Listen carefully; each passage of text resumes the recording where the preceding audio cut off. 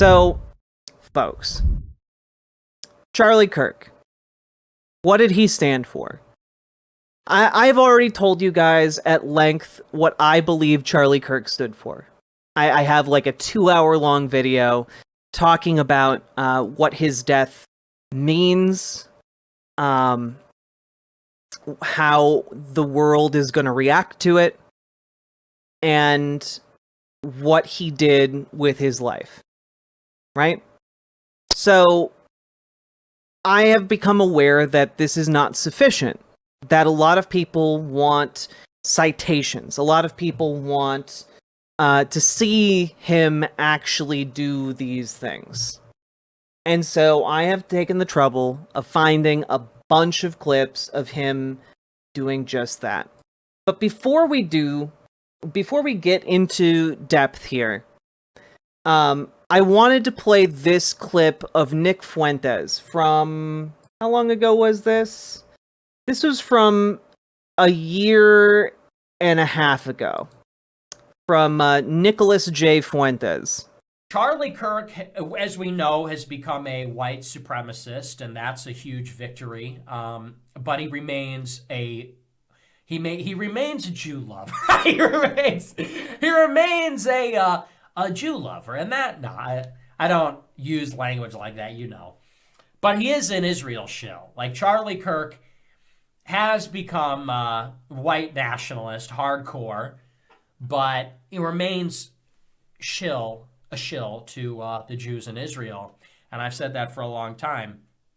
But if Posobiec is coming out swinging on both fronts, it's like, hey, if Turning Point would just stop banning Groypers from their conferences, maybe we could work together. If they would just stop bad-mouthing me and just reintegrate the Groypers into the machine, that would be a win for everybody. Because honestly, the Turning Point USA philosophy is dead. Like, we killed it. I killed it.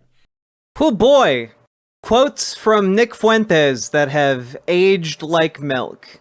And I think what's telling here is that Nick Fuentes, who is a Nazi, he's a neo-Nazi, he's cheering the fact that, in his view as a neo-Nazi, Charlie Kirk was a white nationalist, a white supremacist. This is, again, that was from a year and a half ago. Let's just check out some other stuff that was said about Charlie Kirk just a couple months ago.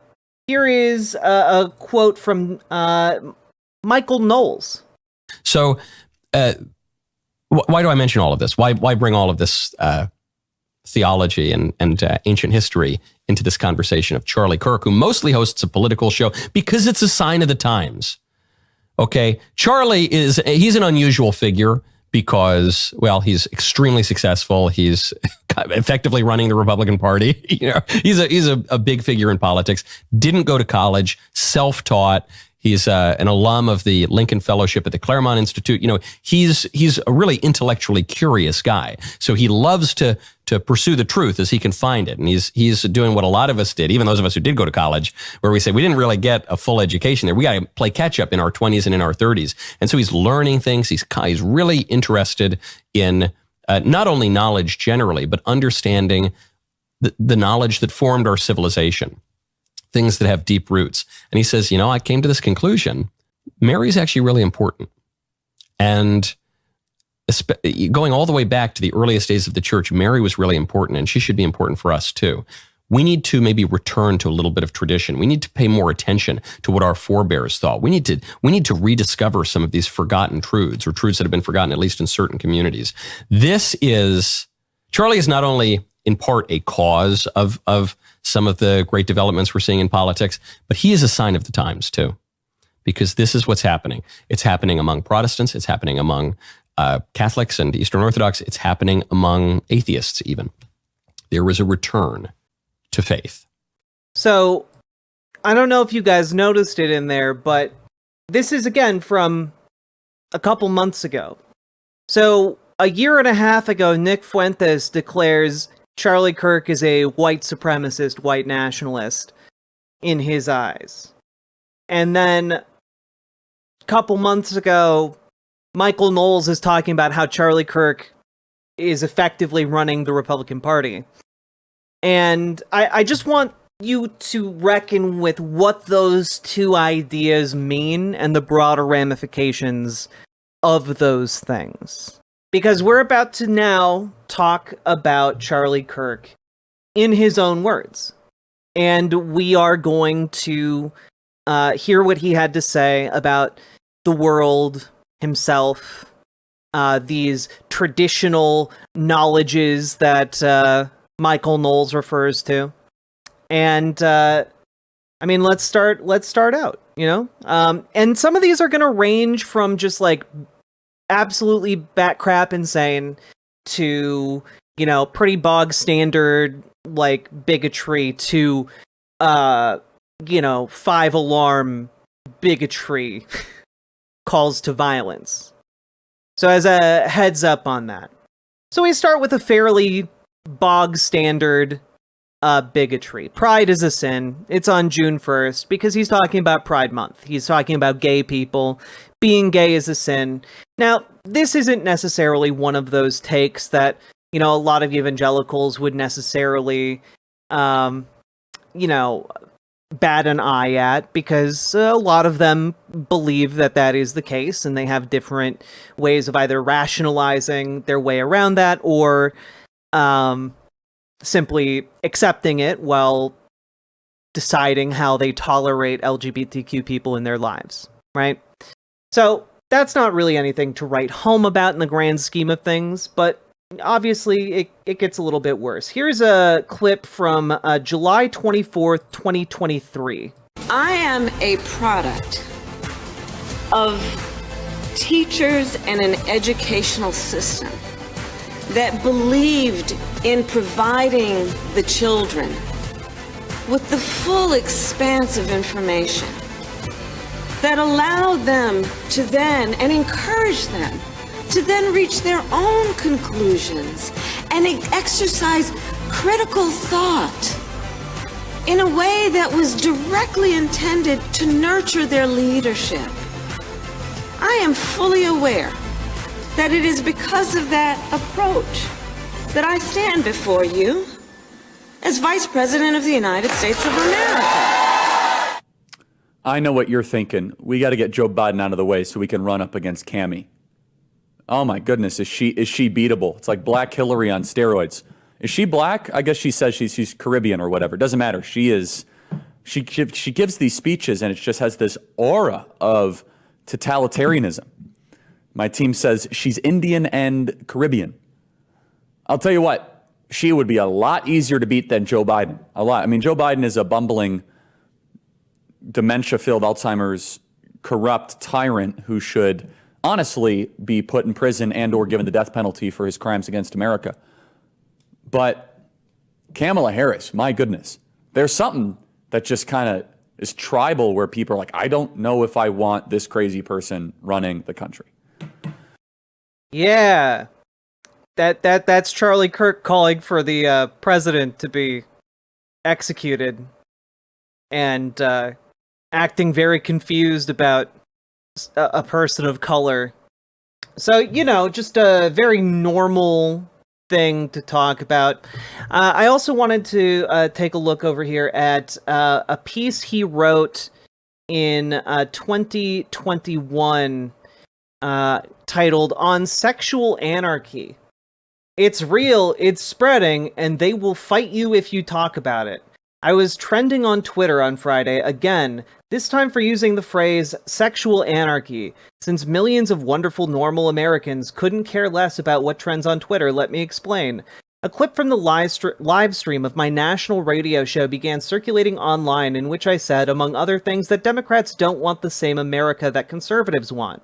I listed several examples of this self-evident phenomenon, including how the Democrat Party is advancing a culture marked by sexual anarchy. I barely remember saying it, to be honest, but it apparently struck a nerve. Even the conservative luminary David French, well-known moral arbiter and scold, called me out for my hypocrisy, noting my support for Donald Trump, who has had a reputation as a ladies' man. dim-witted blue-check Twitter only understands anarchy in terms of how government is structured, but that's a simplistic use of the word. Anarchy means without a ruler or chief in any context. Oxford Dictionary defines it as a state of disorder due to absence or non-recognition of authority. So what or who is the authority when it comes to sex? Well, as a Christian, but not just as a Christian, that authority is the laws of nature consonant with those of God. I didn't come up with the expression sexual anarchy. Manhattan pastor and good personal friend David Engelhardt devoted a whole chapter on the subject in his upcoming book, Good Kills, of which I have had the privilege of reading an advanced copy. Here's how he describes it. The hatred of structure, the motivation to consume for the pleasure of self. Sexual anarchy is the throwing off of God's sexual order. That order, as dictated by Jesus, is as follows. Have you not read that from the beginning the Creator made them male and female and said, for this reason a man shall leave his father and mother and be united to his wife, and the two will become one flesh? So they are no longer two, but one flesh. Therefore, what God has joined together, let man not separate. Amen. God's sexual order is as plain in nature as it is in Scripture, and people everywhere have observed and recognized these facts of life for millennia.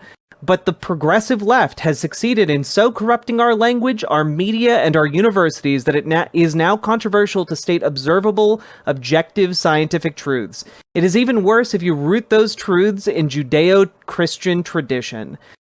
The facts that there are only two genders, that transgenderism and gender fluidity are lies that hurt people and abuse kids, and that God's good, loving, and joyful ideal for our lives is for a man and woman to be joined in lifelong marriage covenant. These are all under official opprobrium in 2021. In nearly every conceivable way, sexual anarchy or the lack of sexual order is obvious in America. Marriage rates are plummeting. Birth rates are falling off a cliff. Young people are addicted to pornography. The progressive pillars of Hollywood, legacy media, and metropolitan elites want to cancel entire states like Texas for standing up for the unborn. The NCAA will relocate sporting tournaments from states that don't allow male trans athletes to compete against biological females.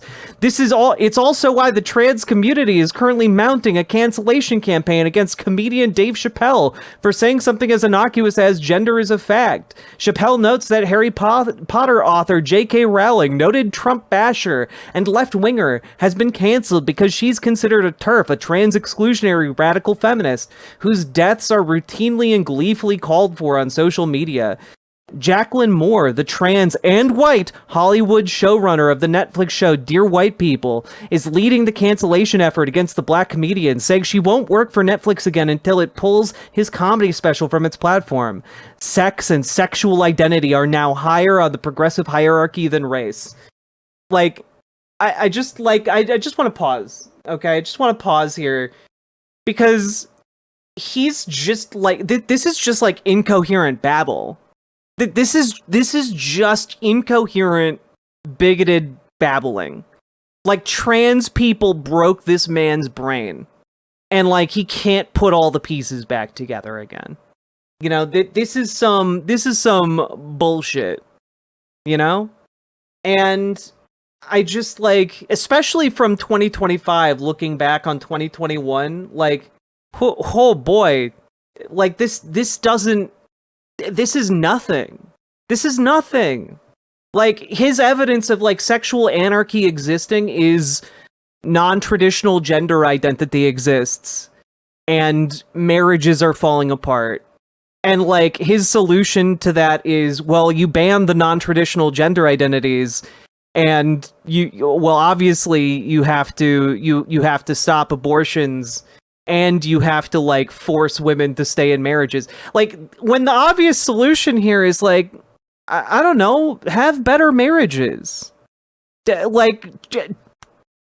Raise a generation of people who are able and like the people that they are with. Like, I don't know that seems really obvious to me. Right? Like, raise the kind of people who make friends for life. I don't know, like, go out into the world and like make yourself somebody who's worth being friends with. And then maybe you'll find someone who is worth being friends with too. And then maybe you guys will want to get married. Like, that's great. But you have to work on yourself first. Yeah, foster an economy where people want to start families. Like, the problem isn't that, like, people are having sex or people have non-standard gender identities. The problem is, like, the commodification of loneliness. The problem is, like, the monopolization of our free time. The problem is the elimination of third spaces where we can go and interact with each other. The problem is, like, the systems we live in and the absolute hyperfixation we have on profit over all other things, up to and including, like, a focus on just being good people. But no, obviously it's because people are having sex, and that never happened before. You know, in like 100 years ago, people never had sex, famously. Either way, here's the good news. The more we say the truth out loud, the easier it is for the rest of us to say it too. Amidst the controversy, Dave Chappelle has embraced the moment, and he'll probably emerge stronger because he's refusing to back down or apologize. He even received a standing ovation at the Hollywood Bowl in Los Angeles, of all places, stating he was going to cancel culture. Conservatives, independent thinkers, and normal Americans need to realize that we're being tyrannized in our speech, our institutions, our entertainment, and our education by a tiny minority of deranged, highly motivated radicals who want to destroy the structure and order of society. They want anarchy in the bedroom as much, if not more, than they want it in the halls of government. And to that, I want to pause one more time and say, what I do in my bedroom is my own goddamn business. What anyone else does in their bedrooms is their goddamn business. Not anyone, it's certainly not Charlie Kirk's. Certainly not any elected official. It's your own goddamn business. Like, I'm sorry, but Charlie Kirk was the kind of fucking weirdo who would, like, sit down and write an op-ed and make other people's sex lives his business. That's fucked up. That's a weird thing to do. And in my mind, deeply gross. They want to burn it all down because of the patriarchy, systemic racism, or whatever grievance they are pushing today. It doesn't really matter why. We are more powerful than they are. Our side has more people and better arguments than the idiot elitists on Twitter.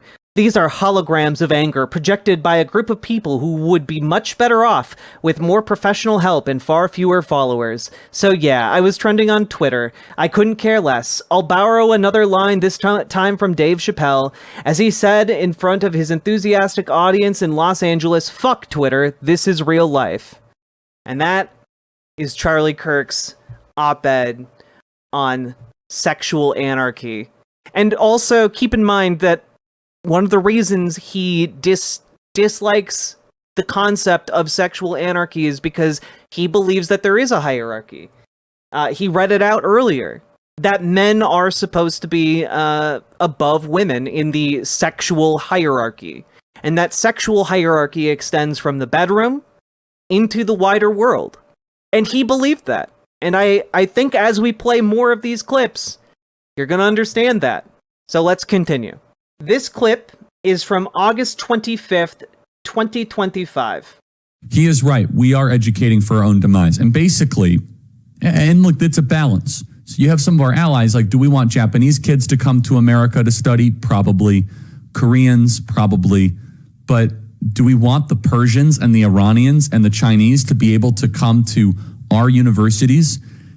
And that's an open question. And it's even worse than that. This is why the birthright citizenship debate is a national security question. There's a great friend of mine. His name, I'll just call him Tom. He's a pilot. And I got to finish the story, then we'll welcome back Coach Tuberville. And this will connect with Coach Tuberville was saying. He's a pilot, and for 10 years, he would fly from San Francisco to Beijing, spend a night, and then fly from Beijing to San Francisco. When he would fly from Beijing to San Francisco, he would board the plane and he would ask the lead flight attendant, how many? And she'd say, about 4 or 5. Without even saying it, they knew what he was saying. How many what? Pregnant Chinese women. How many pregnant Chinese women? They even knew. They just knew. How many? It's just every flight there would be boom, boom, boom, right in first class. So that pregnant Chinese woman, and this has been happening for 10 years because we're a bunch of suckers, hundreds of thousands of Chinese kids then get born in San Francisco hospitals. They get the birth certificate, and then they go back and they fly back and they get raised in China. It's a huge industry. Right now, there are 500,000 to 1 million, we don't know, Chinese kids that are being totally raised in Chinese culture that have a U.S. birth certificate in a safety deposit box somewhere. Coach Tuberville continues this. Coach Tuberville, make the argument then about the Chinese Communist Party, this little graduation you went to, and why are we as a nation putting up with this? Well, because we got our eyes closed. We're afraid we'll upset somebody. The Democrats, this is their agenda. They could care nothing about our country. It worries me because they have no agenda. Only thing they're doing is they're playing Pied Piper and going around in a circle, and they're following each other because the only thing that they understand and believe in is power and control. You've got some good Democrats, but they're just following along. They need to fight back. They need to fight back against their cohorts, but they're not going to do it. They're the ones that I really hold accountable. You've got crazies out there, and then you got moderate Democrats that could be fighting back against all this nonsense, but they're not doing it. So, you brought up about the citizenship situation. I've got a buddy that's been for 15 years a doctor down in Laredo, Texas, and every week they have from across the border, from people from all over the world, come sit at a Walmart in Laredo that are pregnant. They go, and once they become into labor, they go into the hospital and they, push these, give these babies citizenship to the United States for America. It's wrong. I'm hoping that the Supreme Court steps up here in the near future.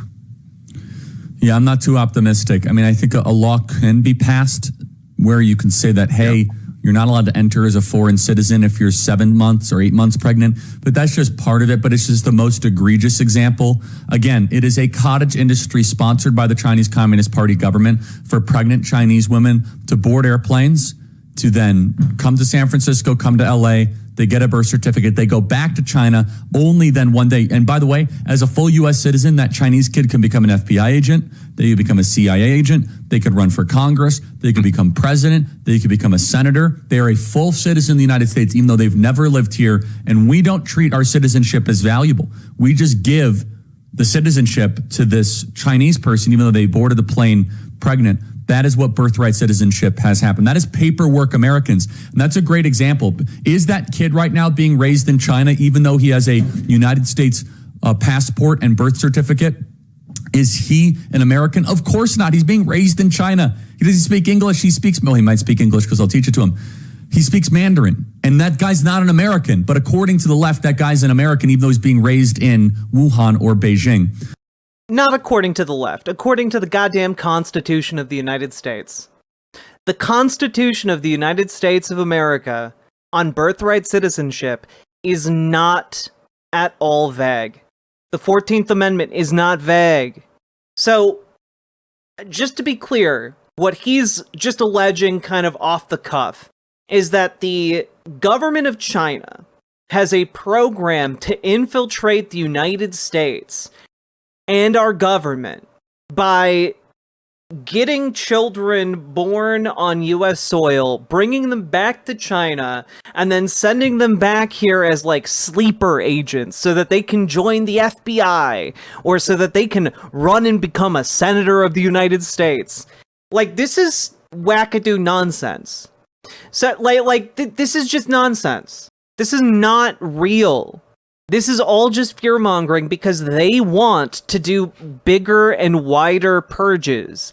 They want to expel more people from the United States. And Charlie knew that. That was his mission. That's why he said things like this. Just drumming up fear against Chinese people, Persian people, Iranians. Like, that was his job. Be afraid. Let's take a look at... speaking of be afraid, here's a tweet he put out on September 9th. Islam is the sword the left is using to slit the throat of America. Free expression of ideas, freedom of religion, These mean nothing to folks like Charlie. He's someone who believed that people don't have a right to their religious beliefs. This is why folks like Nick Fuentes were celebrating that he was a white supremacist. Let's take a look at another clip here. This is from November 16th of 2023. Let's take a look. Hello, everybody. Radio stations across the country. Honored to be with you. You can email us as always, freedom@charliekirk.com, and subscribe to our podcast. Excellent event last evening in Reno, Nevada. It's great to see so many of you. I cannot emphasize enough the win for liberty, the win for humanity, that the liberation of Twitter has meant for all of us. It's remarkable. Liberating Twitter from what it once was to what it is now is a win for the narrative.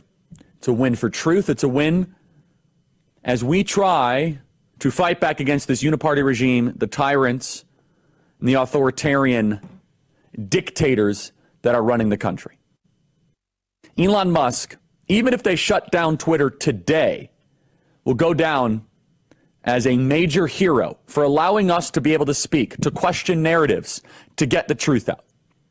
Elon Musk got himself in a little bit of trouble yesterday. Elon Musk responded to a tweet that I actually don't think the tweet is that smart. I think one part of it is legit, but I think another part of it is not so great. But the essence of what Elon was responding to is a major thought crime in America. That the world's wealthiest man would comment on this is historic. So here's the tweet, and it's responding to a video, and the video was basically a white father with his white son saying to his son, hey, you think that, you know, you're posting online all this anti-Semitic stuff. Why don't you go and say this to these Jewish families' face? Pretty powerful advertisement. This is the ad, okay? It's about a minute long. It's a powerful ad. And then a person on Twitter responded to this advertisement, and then Elon responded to the person responding to the advertisement. It's important. Bear with us, because right now Elon Musk is being targeted like never before. Elon Musk was supposed to speak at a summit today, and he has been canceled. They don't want to hear from Elon Musk because they are tarring and feathering him as an anti-Semite. They've come after this program for calling us anti-Semites. They're coming after Elon Musk for they're calling him an anti-Semite. So here's the advertisement. It's a powerful ad. Play cut 79.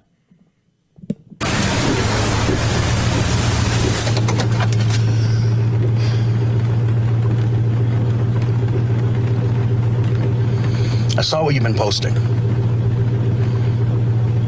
Hitler was right. I didn't teach you that.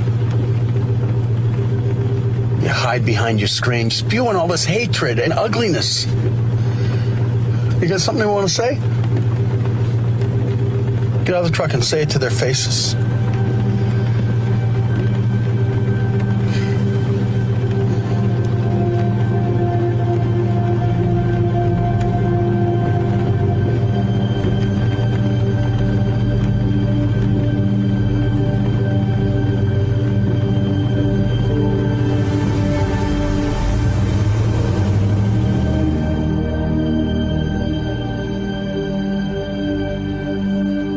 Okay, so that advertisement then was responded to by this person, the artist formerly known as Eric.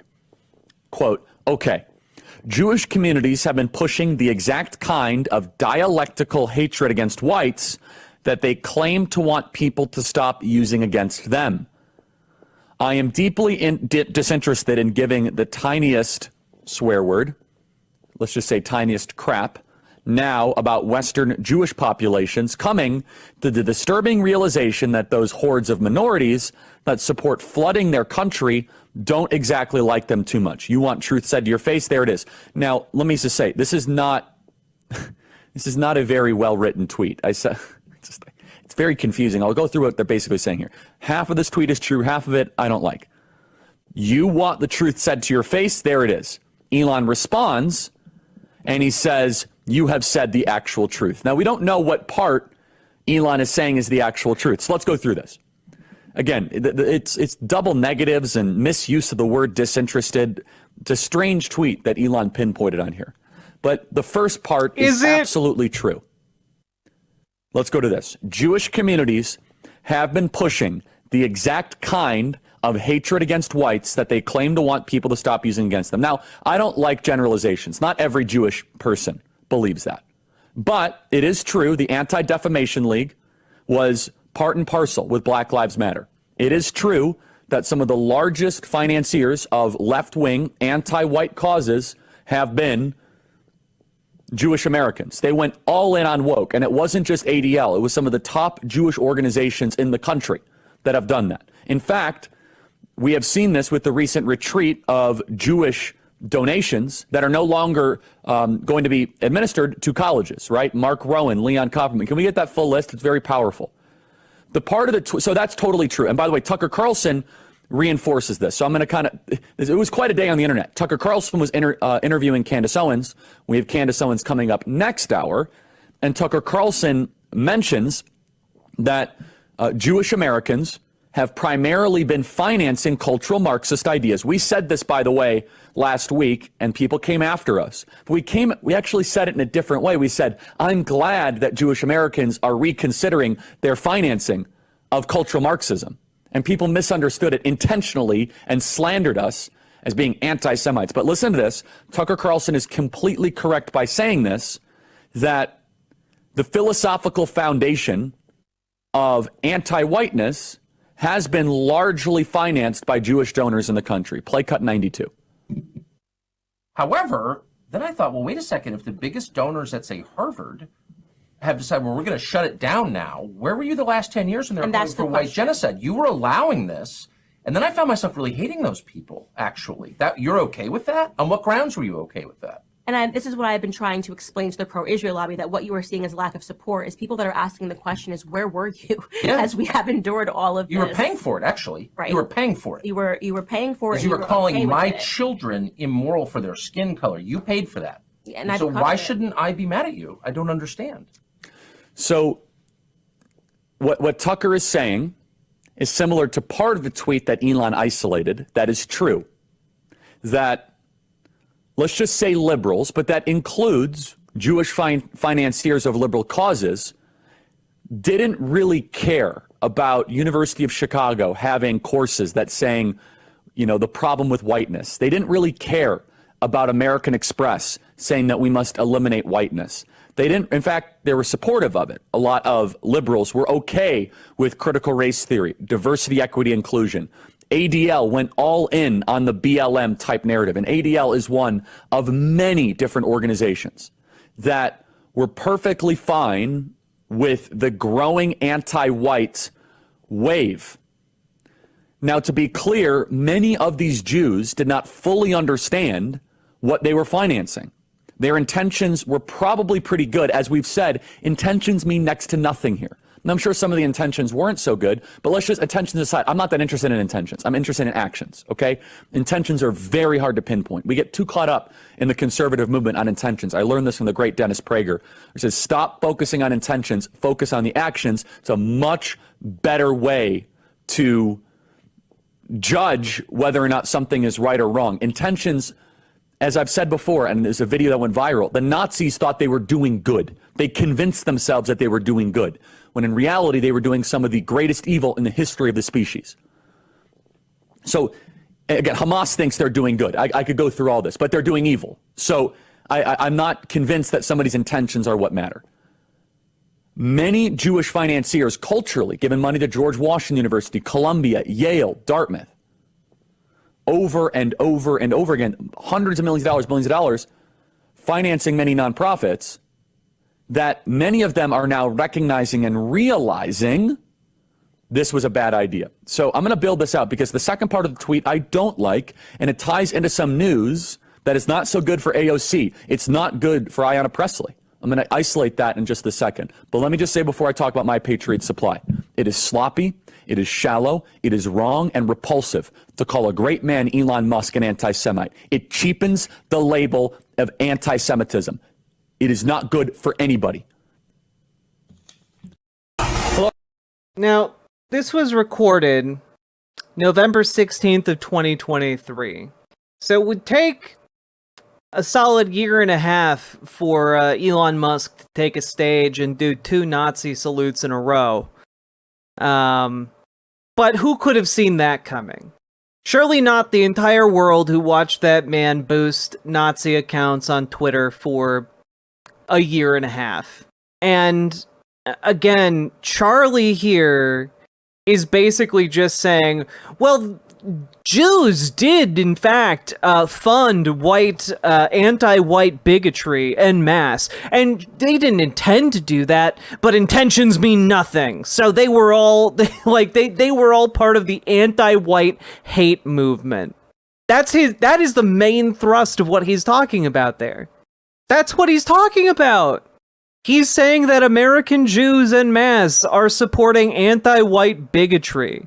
Because he's a white supremacist and a Nazi, or was a white supremacist, and in my estimation, a neo-Nazi, if I need to be a little bit more specific. But, you know, let's take a look at something else that Charlie Kirk, he really agreed with, right? He reposted this on September 8th. Charlie Kirk is sounding the alarm on what's really behind the fertility collapse in the West. Because it's always, with these people, it's always about, like, fertility and sex, and, like, they're obsessed. They're obsessed. This isn't just about birth rates, it's about 2 clashing worldviews shaping the future of civilization. According to Charlie Kirk, the divide actually comes down to the 2024 election, Trump voters versus Kamala Harris voters. One path leads to families, children, and thriving communities. The other leads to isolation, shrinking populations, and dependence on mass immigration to fill the gap. Trump voters, young man, they want family, children, and legacy. Young women who voted for Kamala Harris, they want careerism, consumerism, and loneliness. Again, you have this, what we talked about earlier. You have this implicit belief in a sexual hierarchy, where, you know, young men want the good thing and women only want the bad thing because women aren't capable of thinking for themselves. And if you think that I'm getting a little bit ahead of myself here, I am, because he's going to talk a lot about women as we go on. The next clip we have here is from August 22nd of 2025. All 55 million visa holders should have to take an English test. Very simple. Take a 2nd or 3rd grade English test. Do you know what's a little disappointing is how often I meet people in this country that don't speak any English? And I really try to have some Christ-like compassion. I do, but then I ask the interpreter, how long have they been here? Oh, they've been here for 30 years, and they don't speak any English? Yeah, I'm sorry, that's an immediate symbol you have not assimilated the United States of America. And I know so many Cubans and Venezuelans and Colombians and Nicaraguans and Poles and Hungarians and Japanese and Vietnamese that did learn English, actually. They came here and they learned the language out of an immediate sign of respect. And it's not even good for them not to learn English. It holds you back if you're here. It actually holds the entire nation back, and it creates this balkanization.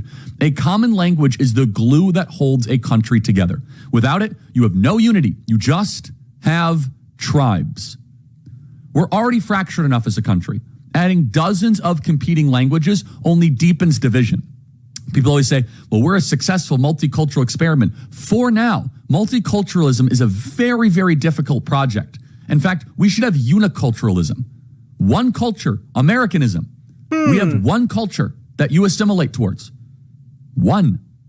We should not put up with all these different pockets of culture. You assimilate towards the American culture. Of course, you can have history and traditions. And I mean, we play Scottish bagpipes, for goodness sake. The point, though, is that you are Americans. You're not, we need to get rid of this hyphenated American. Well, I'm a Vietnamese American, and I'm an Indian American, and I'm a Nepalese American, and I'm a... No. You're an American. And the most important component of that is learning English. So I'm just going to stop right there. Like, this is a man who talked a lot about having Christ-like compassion, but the limit of his Christ-like compassion is when he hears somebody not speak English. And I need to remind everyone, the United States does not have an official language.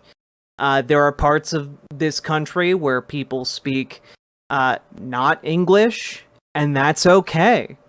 That's fine.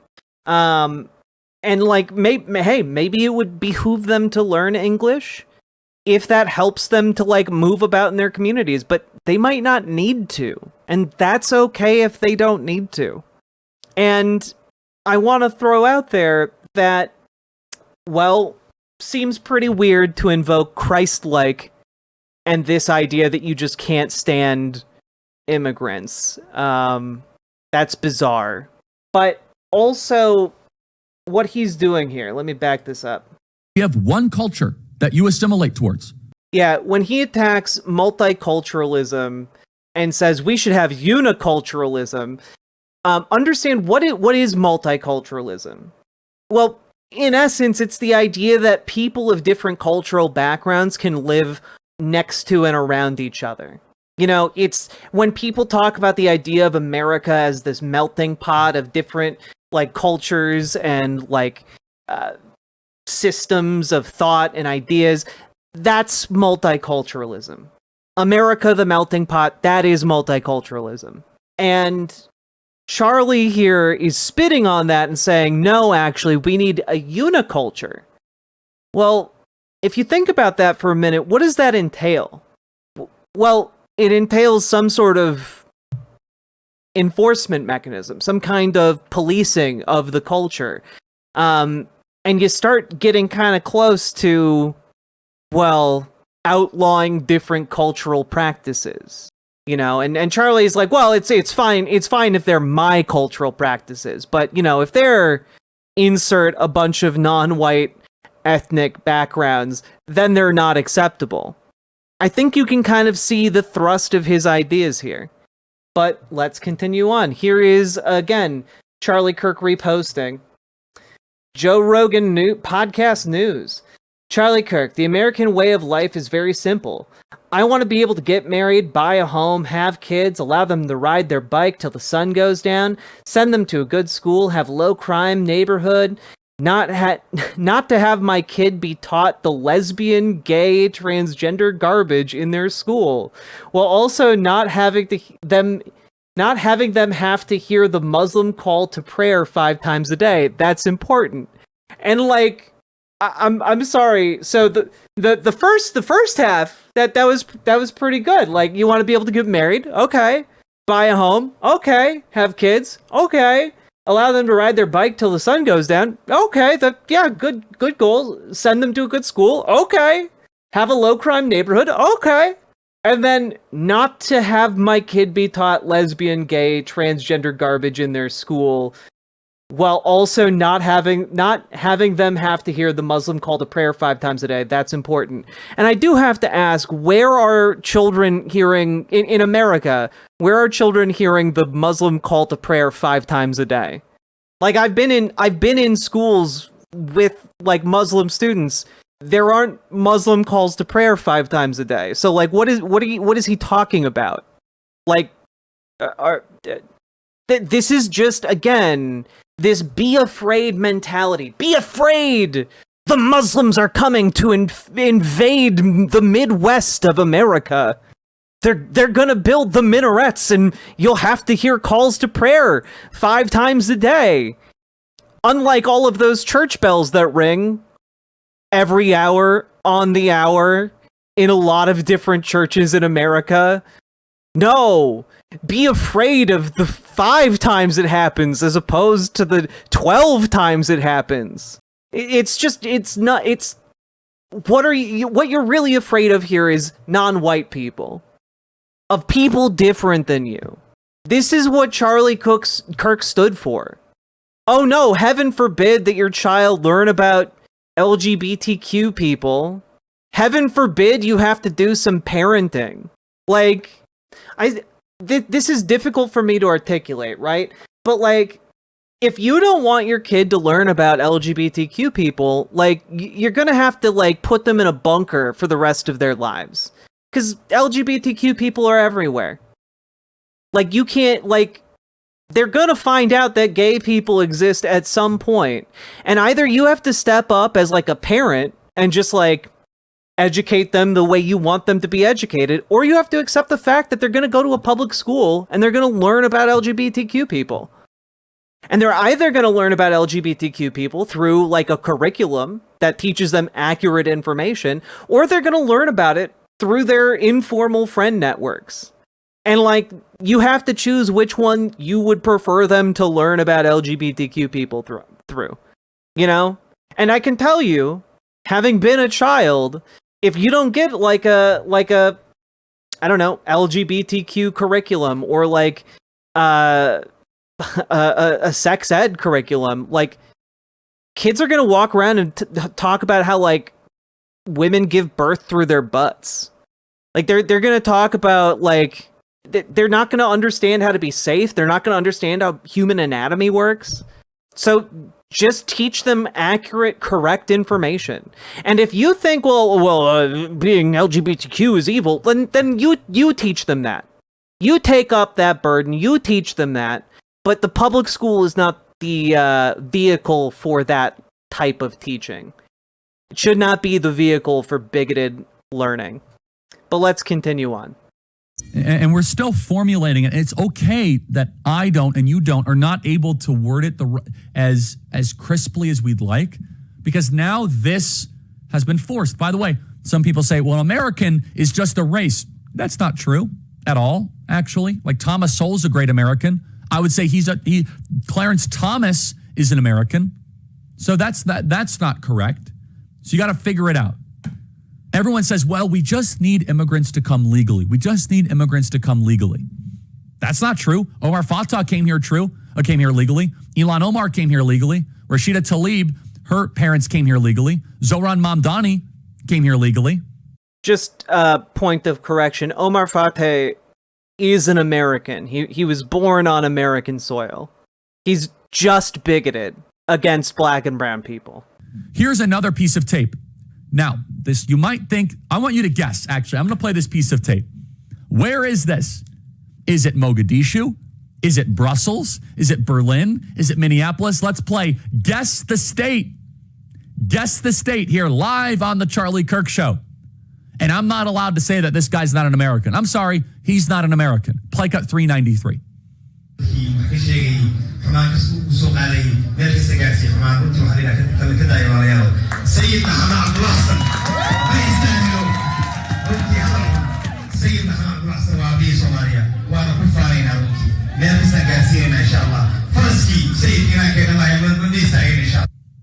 That is in. Anybody? OHIO. How's that, Danny? Your state's doing great. That is an Ohio victory party for Islami Muhammad. Now, when we think of what it means to be an American, is someone by the name of Islami Muhammad? Yeah, I don't think so. Producer Andrew's take is this, and I think he gets it mostly right, but I'm not quite there yet. I think the idea of the thumos, like going all in, the spirit, investing into the nation, meaning that you have committed your innermost being into the nation. I think there's something there that from classical work I talked about with this Dr. Orr. This is Andrew's paragraph. An American is first and foremost someone born in America who speaks English, who is raised here, who is steeped in Anglo traditions of common law, blind justice, equal rights, and believes in or at least has reverence for Christian traditions that have undergirded our law and customs. An American is also someone who we allow to move here. Man, it's so convenient that an American is only a real American if they're Christian. That's very convenient for Charlie Kirk's narrative. Who works without criminality nor harbors animosity for this country, and who, after time of painstaking pursuit, gains the incredible rights, freedoms, privileges of our citizenship. The former should be given extreme deference, and the latter should be given away with supreme caution and sparingly far less than is currently allowed. I think that's pretty good, Andrew. But there's still something about the allegiance that you need to have the signal markers. You need to have the proof that you are all in. None of this like multiple passport stuff. None of this dual citizenship stuff. By the way, how many members of Congress are dual citizens? That's a good question. That's an important question. And step one is speaking English. If you don't understand the language, you cannot understand our values. Step one, make English the official language of the United States. President Trump deserves credit for this. The defining issue of the year of our Lord 2025, going into 2026, 2027, on the American right is one that we are totally unprepared for, which is what is in American. And most people look at me and they say, well, an American is just someone that has a U.S. passport. Zohar Mamdani has a U.S. passport. Omar Fatah has a U.S. passport. Ilhan Omar is a member of Congress. Do you consider that to be a fellow American? If America is just a passport, then America is dead. We are nothing more than a colony, nothing more than just paperwork. It's reverence for the Constitution. It's all in for not just the ideas, but the story. You need to come with humility that you are part of this project. If America is just a passport, then we are just a colony for Earth, a pile of wealth to loot. And that's how Somalis treat it. In the era of mass transportation and cheap airfare, this was inevitable that mass migration would become the story of the 21st century, including the feeding our future scam and all this stuff. And I don't say this with any hate for the individuals. I'm just asking the very simple question. If you're not an American, that's fine. Go back to your place of origin. I'm not going to hurt you. I'm not going to harm you. I'm not going to imprison you. Just go back. Hasta la vista. But we have a culture to protect. We have a country to love. No man can serve two masters. Christ our Lord said that. We have a heritage to preserve. And people say, oh, Charlie, you're just talking about white supremacy. Now, I literally have just carved out not carved out, but I've mentioned, Clarence Thomas, Thomas Sowell. I mean, I could go on and on. Our entire Brexit team, they're 100% amazing Americans. So you have to be willing to have this conversation while they call you all these nasty words. And my Cuban American friends are amazing. Marco Rubio's an American. I could run the gambit. Are you kidding me? One after the other. But the question is, it's more than that. Yes. See, how could it possibly be white supremacist if we just want to organize a system by which we systematically eradicate different ethnic groups that we don't like in this country? And you see, surely this system won't be weaponized against the good ones. It will only be used against the bad ones, never against the good ones. It's kind of one of those things, like, an American when you see one, and it's not skin color. It's something that is, again, in classical writing, in classical Greek literature, they had this idea of the thumos. And I'm really been thinking about this since my time with Dr. Orr. It's the spirit. It's the spirited element linked with pride, honor, righteous anger, courage. For Plato, it's what made people defend justice or seek honor. Wait a minute, pride? But Charlie, wait a minute. This isn't adding up. Are you telling me you might be ideologically inconsistent? Wait a minute, was that just a cheap dig at gay people, Charlie? It's all starting to add up. Sitting between rational thought and bodily desires. By the way, Lamar Jackson is an American. He loves Jesus. So this is not a racial thing. Aristotle simply used thumos to mean passion. So the best way I could think about it in classical terms, again, this is going to be worthy of introspection, prayer, reflection, discussion, dialogue, is once we can contemplate the thumos must be completely and only American. There's something there worth exploration, worth dialogue. Even Francis Fukuyama used thumos in The End of History, The Last of Man. Here's what I could tell you, though, what is not an American. Dual loyalty, dual passport, speaking Somali. Let's play this again. Do you really think this is an American? Again, I'm not trying to insult. I don't know if she's a good person or a bad person, but this is not America. Play cut 358. Shane, Congresswoman at the Shane. Yeah. Actually, I think that's really American. Like, what is American is being able to, like, walk down the street and see all kinds of different people from all kinds of different walks in life and being able to share peace and harmony together while pursuing happiness in our various ways, you know? Whither we will. Yeah. To be American is to pursue life, liberty, and happiness. And, like, people who don't speak English also deserve to do that here. To deny them that, Charlie, is actually one of the most anti-American activities one can do. But that doesn't matter when one is a white supremacist, like Charlie was. Virginia qaboobaa lagu dhalay laakiinse waan adopt gareynay siidarna wax badan ma joogine. This is not a racial thing. People are going to try to categorize this entire conversation to be an ethno-nationalist racial thing. Wrong. No, it's 100% that. Like, the fact that you have to, like, constantly preempt it kind of indicates that that's exactly what it is. Something else. Yeah, that was Omar Fateh. Yeah.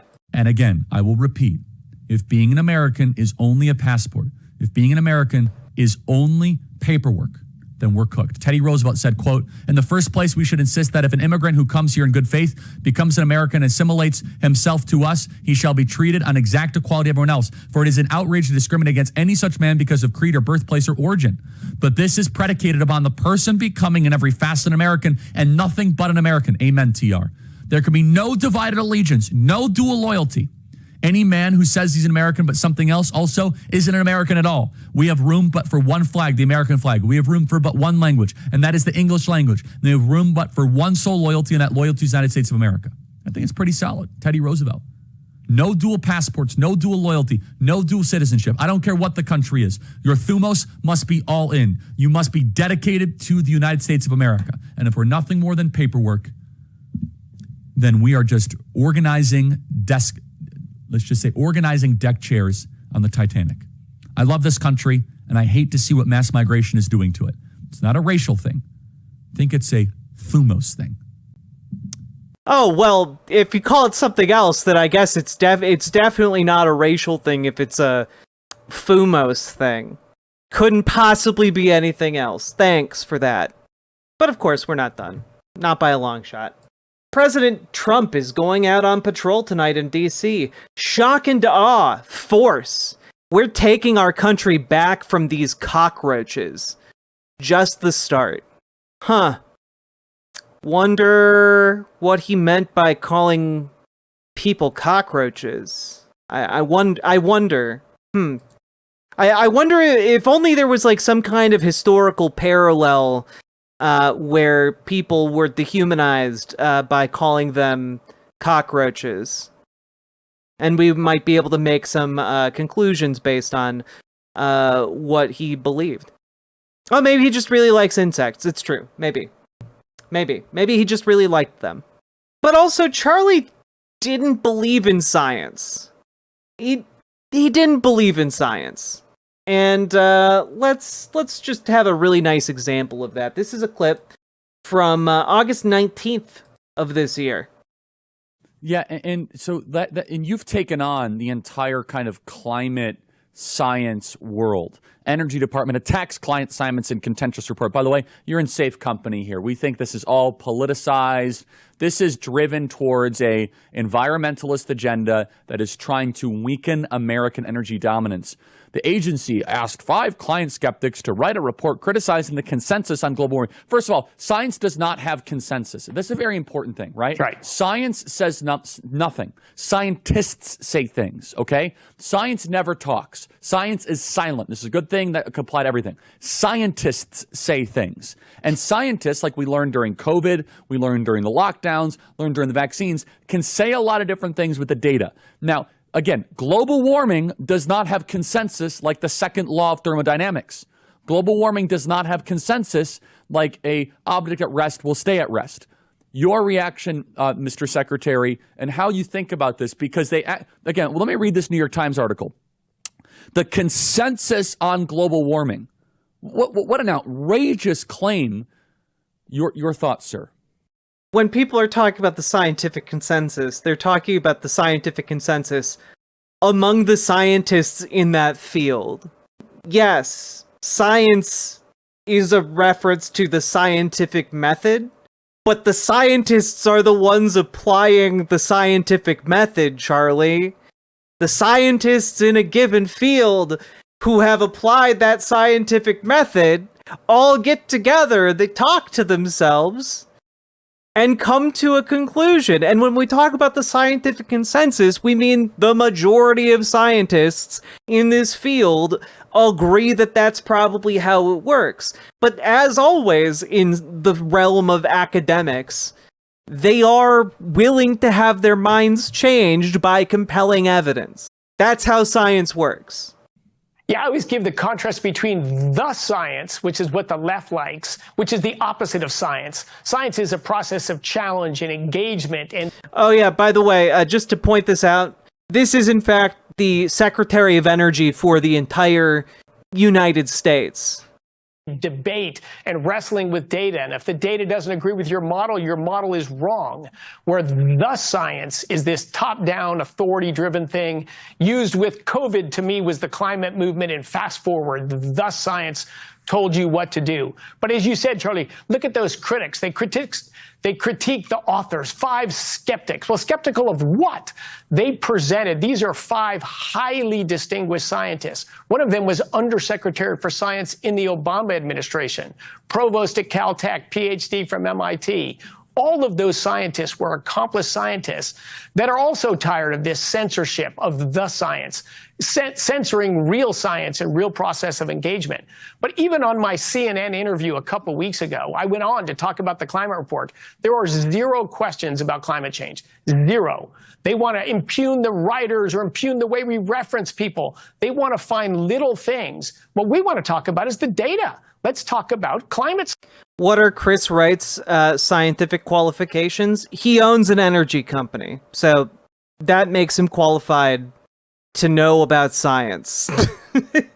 Science. Like, it's a real phenomenon. It's a slow-moving phenomenon, not even remotely close to the world's biggest problem, but it's used by the left to justify big government and top-down control of everything. Let's be honest. Let's engage in real science, as you said. That's what we're about. And I'm excited to have that debate over 4 years. We're going to end a lot of children's nightmares. We're going to end a lot of people trying to be pushed around and bullied by people that don't know what they're talking about.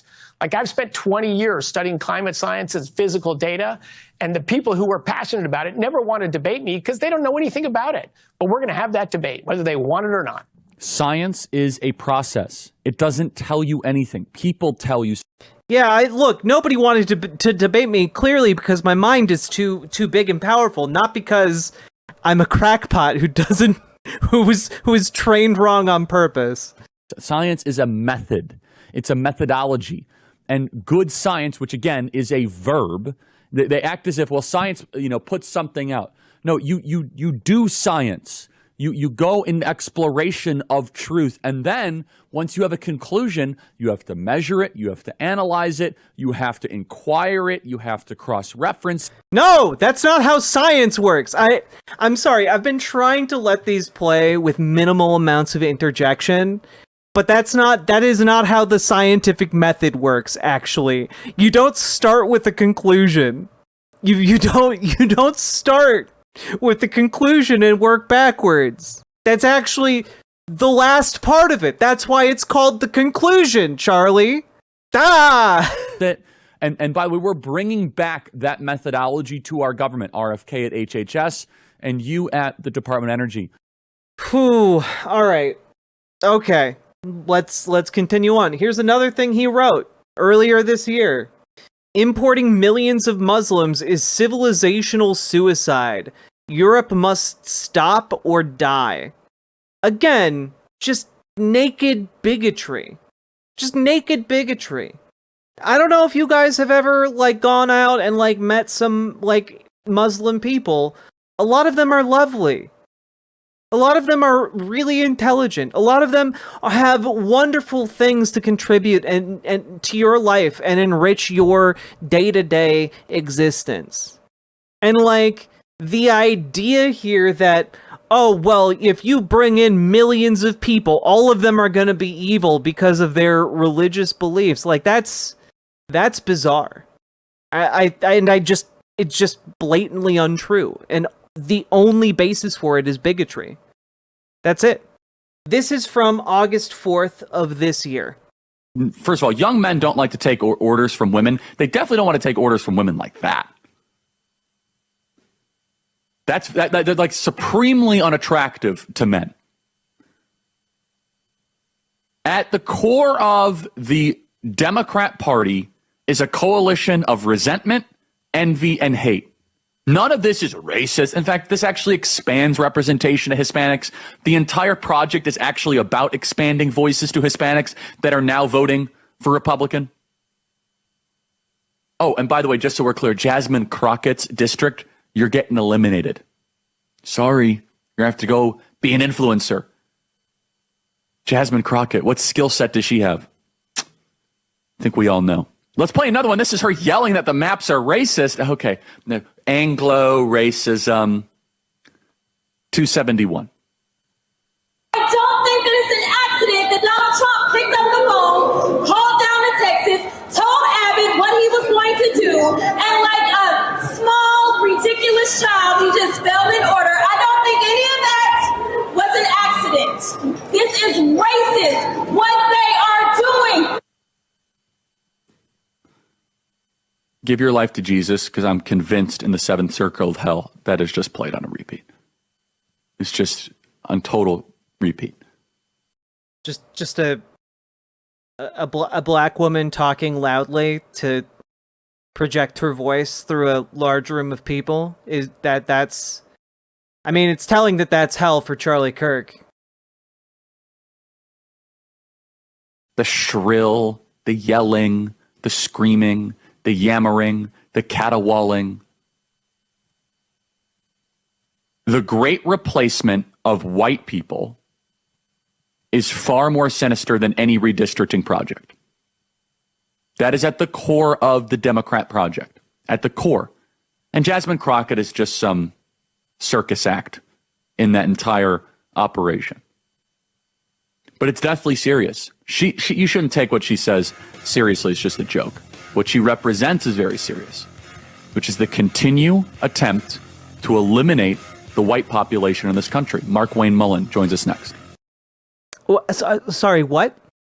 This is this is the man who, like, the entire liberal establishment is mourning. This is the man who is being held up as like this paragon of inspirational speech and just good old fashioned evangelical like youth minister vibes. He's going around talking about how Jasmine Crockett is killing the white race. Like, this man was a virulent bigot.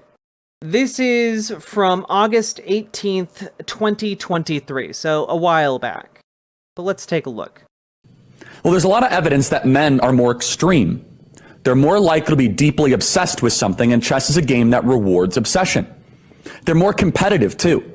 Men have more power to focus incredibly intensely on something. And here's a fun fact. In a chess tournament, competitors think so hard they can burn as many calories as an athlete playing a sport. It's been proven time and time again.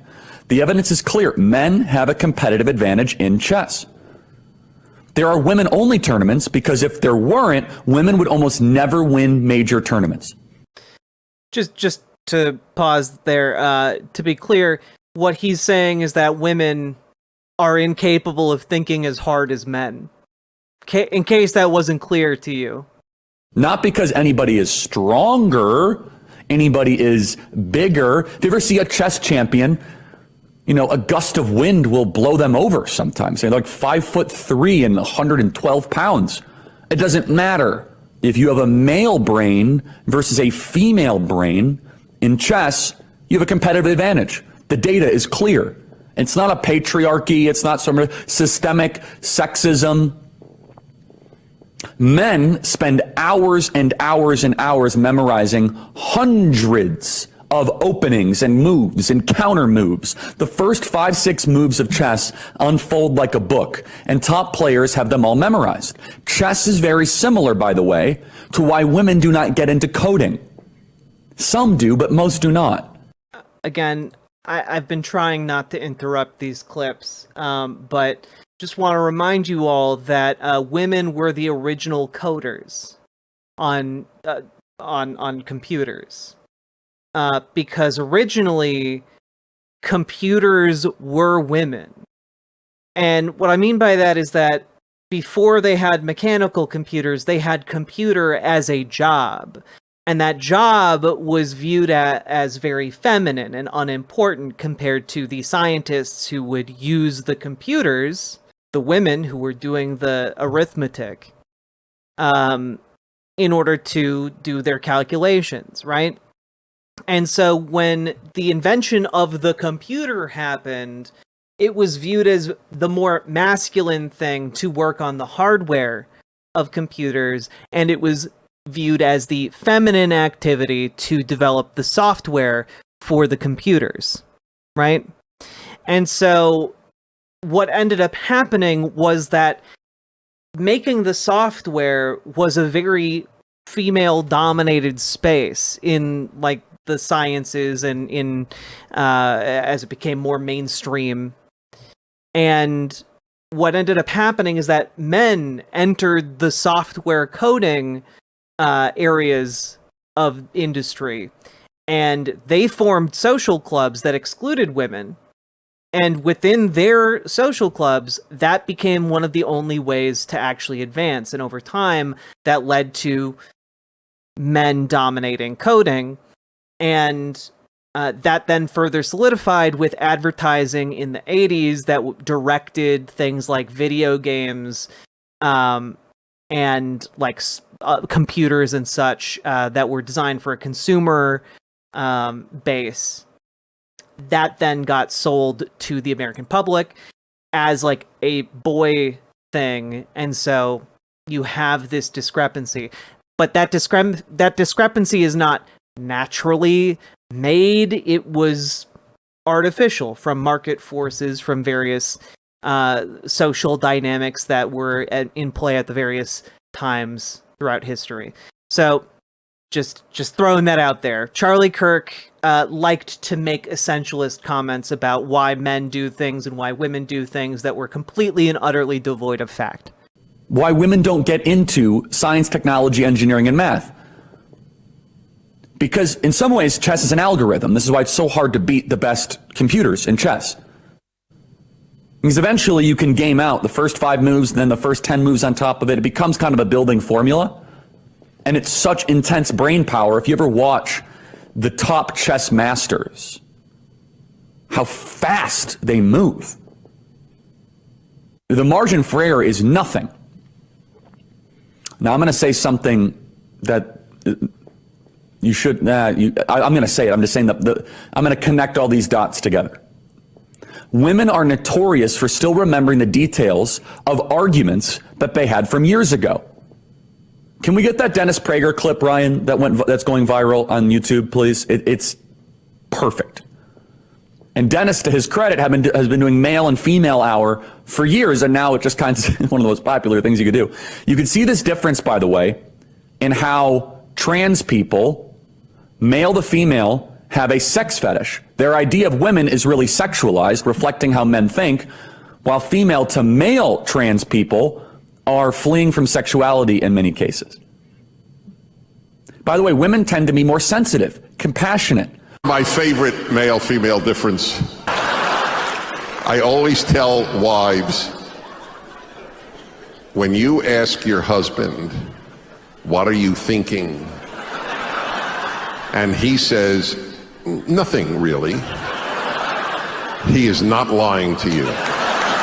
Because it takes remarkable patience, compassion, emotion. It's a motherly type role. And that's why 80 to 90% of all kindergarten, first and second grade teachers are women, and it should be that way. That's a beautiful thing. Let's know our differences. Chess is like... Can we just marvel at what has happened in this clip? He's been talking about coding, chess, trans people for literally no reason. being like a sex fetish, and then like, oh, dude, but men aren't thinking about anything in a marriage, and then inexplicably jumps to like child care. Like, my God. War. It's very similar. This is why I've said that women should not be in frontline combat roles in the military, and the media hates it when I say that, but it's true. It's not to say that women don't have a role to play in trying to win the war or win a war, but this is so much of a deeper red pill than any normal sport can be. Modern liberalism orders us to deny reality and pretend that women are just like men. Or even weirder, it asks us to pretend that they are defective men, and they are not. They are different from men. Our differences are beautiful. We should celebrate them. We should not send women into the front lines of a conflict, nor should we send men into the front lines of educating our preschoolers. Let's understand our differences, and the denial of them creates moral chaos, panic. I love that the foundation of this is just that Charlie Kirk doesn't think like men are capable of being good fathers to young children. Like that's the summary of his point here with childcare, right? Like, he's just saying, well, obviously, women are just biologically better at dealing with small children. Men couldn't possibly. Like, if a man tried to hold the baby, they'd just be like, whoop. Like, it's just, imagine thinking so little of men. It's crazy. But of course, we're not done. And subscribe to our podcast. I want to dive a little deeper into this. Oh, when was this from? This was from July 31st of this year. Because again, all this news that we are seeing, I'm interested in trends right now. Where are things trending? And the trends are holding. This was not just a Trump phenomenon. And, a lot of Democrats, they're trying to show like, well, I can lift weights and, me bench pressing, that's going to win over younger men. I do think that there is a direct correlation between someone's testosterone and their politics. I would love to have a study done on this. On young men, the lower their testosterone, the more likely they are to be Democratic. Of course, it's probably not a one-on-one. It's not a one-to-one. Oh, Shane says it's scientific. Great. I bet that the lower your testosterone is, the more likely you are to be controlled. To be, yes, I'll take the 9th booster shot. Please boost me harder, daddy government. Yes, Pfizer, I'll do whatever you want. Where the higher testosterone rate, you're like, no, I'm not actually I'm going to think for myself. I might not agree with you all the time. The lower testosterone, the more compliant you are. And there's a lot of reasons why testosterone rates are going down. Microplastics is probably the biggest. Our diet is crummy. And so the more that we are seeing the Democrats pander, they're actually fighting biology. Democrats are not going to be able to win over high testosterone men because they're too self-directed. Here's the study. Testosterone eliminates strategic pro-social behavior through impacting choice consistency in healthy males. Said. Can we just like take a moment to acknowledge that what he's saying is that women are way easier to control than men? Because men have high testosterone, but women have low testosterone. So women are just easily manipulated because they're feeble-minded in the worldview that he's peddling here. Differently, quote, we show that exogenous testosterone fully eliminated strategic, feigned prosociality and thus decreased submission to audience expectations. Said differently, the lower your testosterone is, the more likely you are going to be subservient and compliant. Because that's how he views women. He views women as subservient and compliant. I mean, like, it really is just. I mean, it's wild. I wanna like preface this by saying, this one includes a slur, for trans people, and this is from December 9th, 2022. Can we get that picture up, Ryan, of that Marvel's Avenger team? So when you guys think of the Avengers, yep, you guys think of The combination of great forces. This is your government. If you voted Democrat, if you supported Democrat this midterm cycle, this is what you voted for. Now, I don't know who the person is on the left. Is the person on the left that tranny that came and did the interview with Joe? The TikTok tranny? Got it. So that person doesn't have a government job. The other ones do, okay? So that one's Levine. Then you got Karine Jean-Pierre, who's also lesbian. And then, I don't even remember what that guy's role is, but he's in some sort of weird sex cult. And then you got the TikTok guy, another TikTok guy. What is his job? No, I know. I'm talking about the sex cult guy in the middle. I don't know. He's in charge of like immigration. He's some Greek name, if I remember correctly. Like Malatakis or something. It's some Greek name. And so then you got the other TikTok guy, because that's a different TikTok person, isn't it? Okay. And then you got Brinton.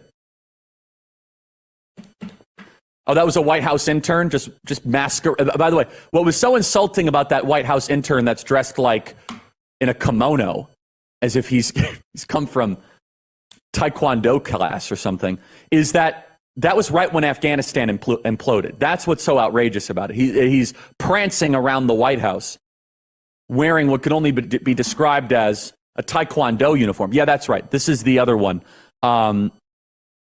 Sam Brinton.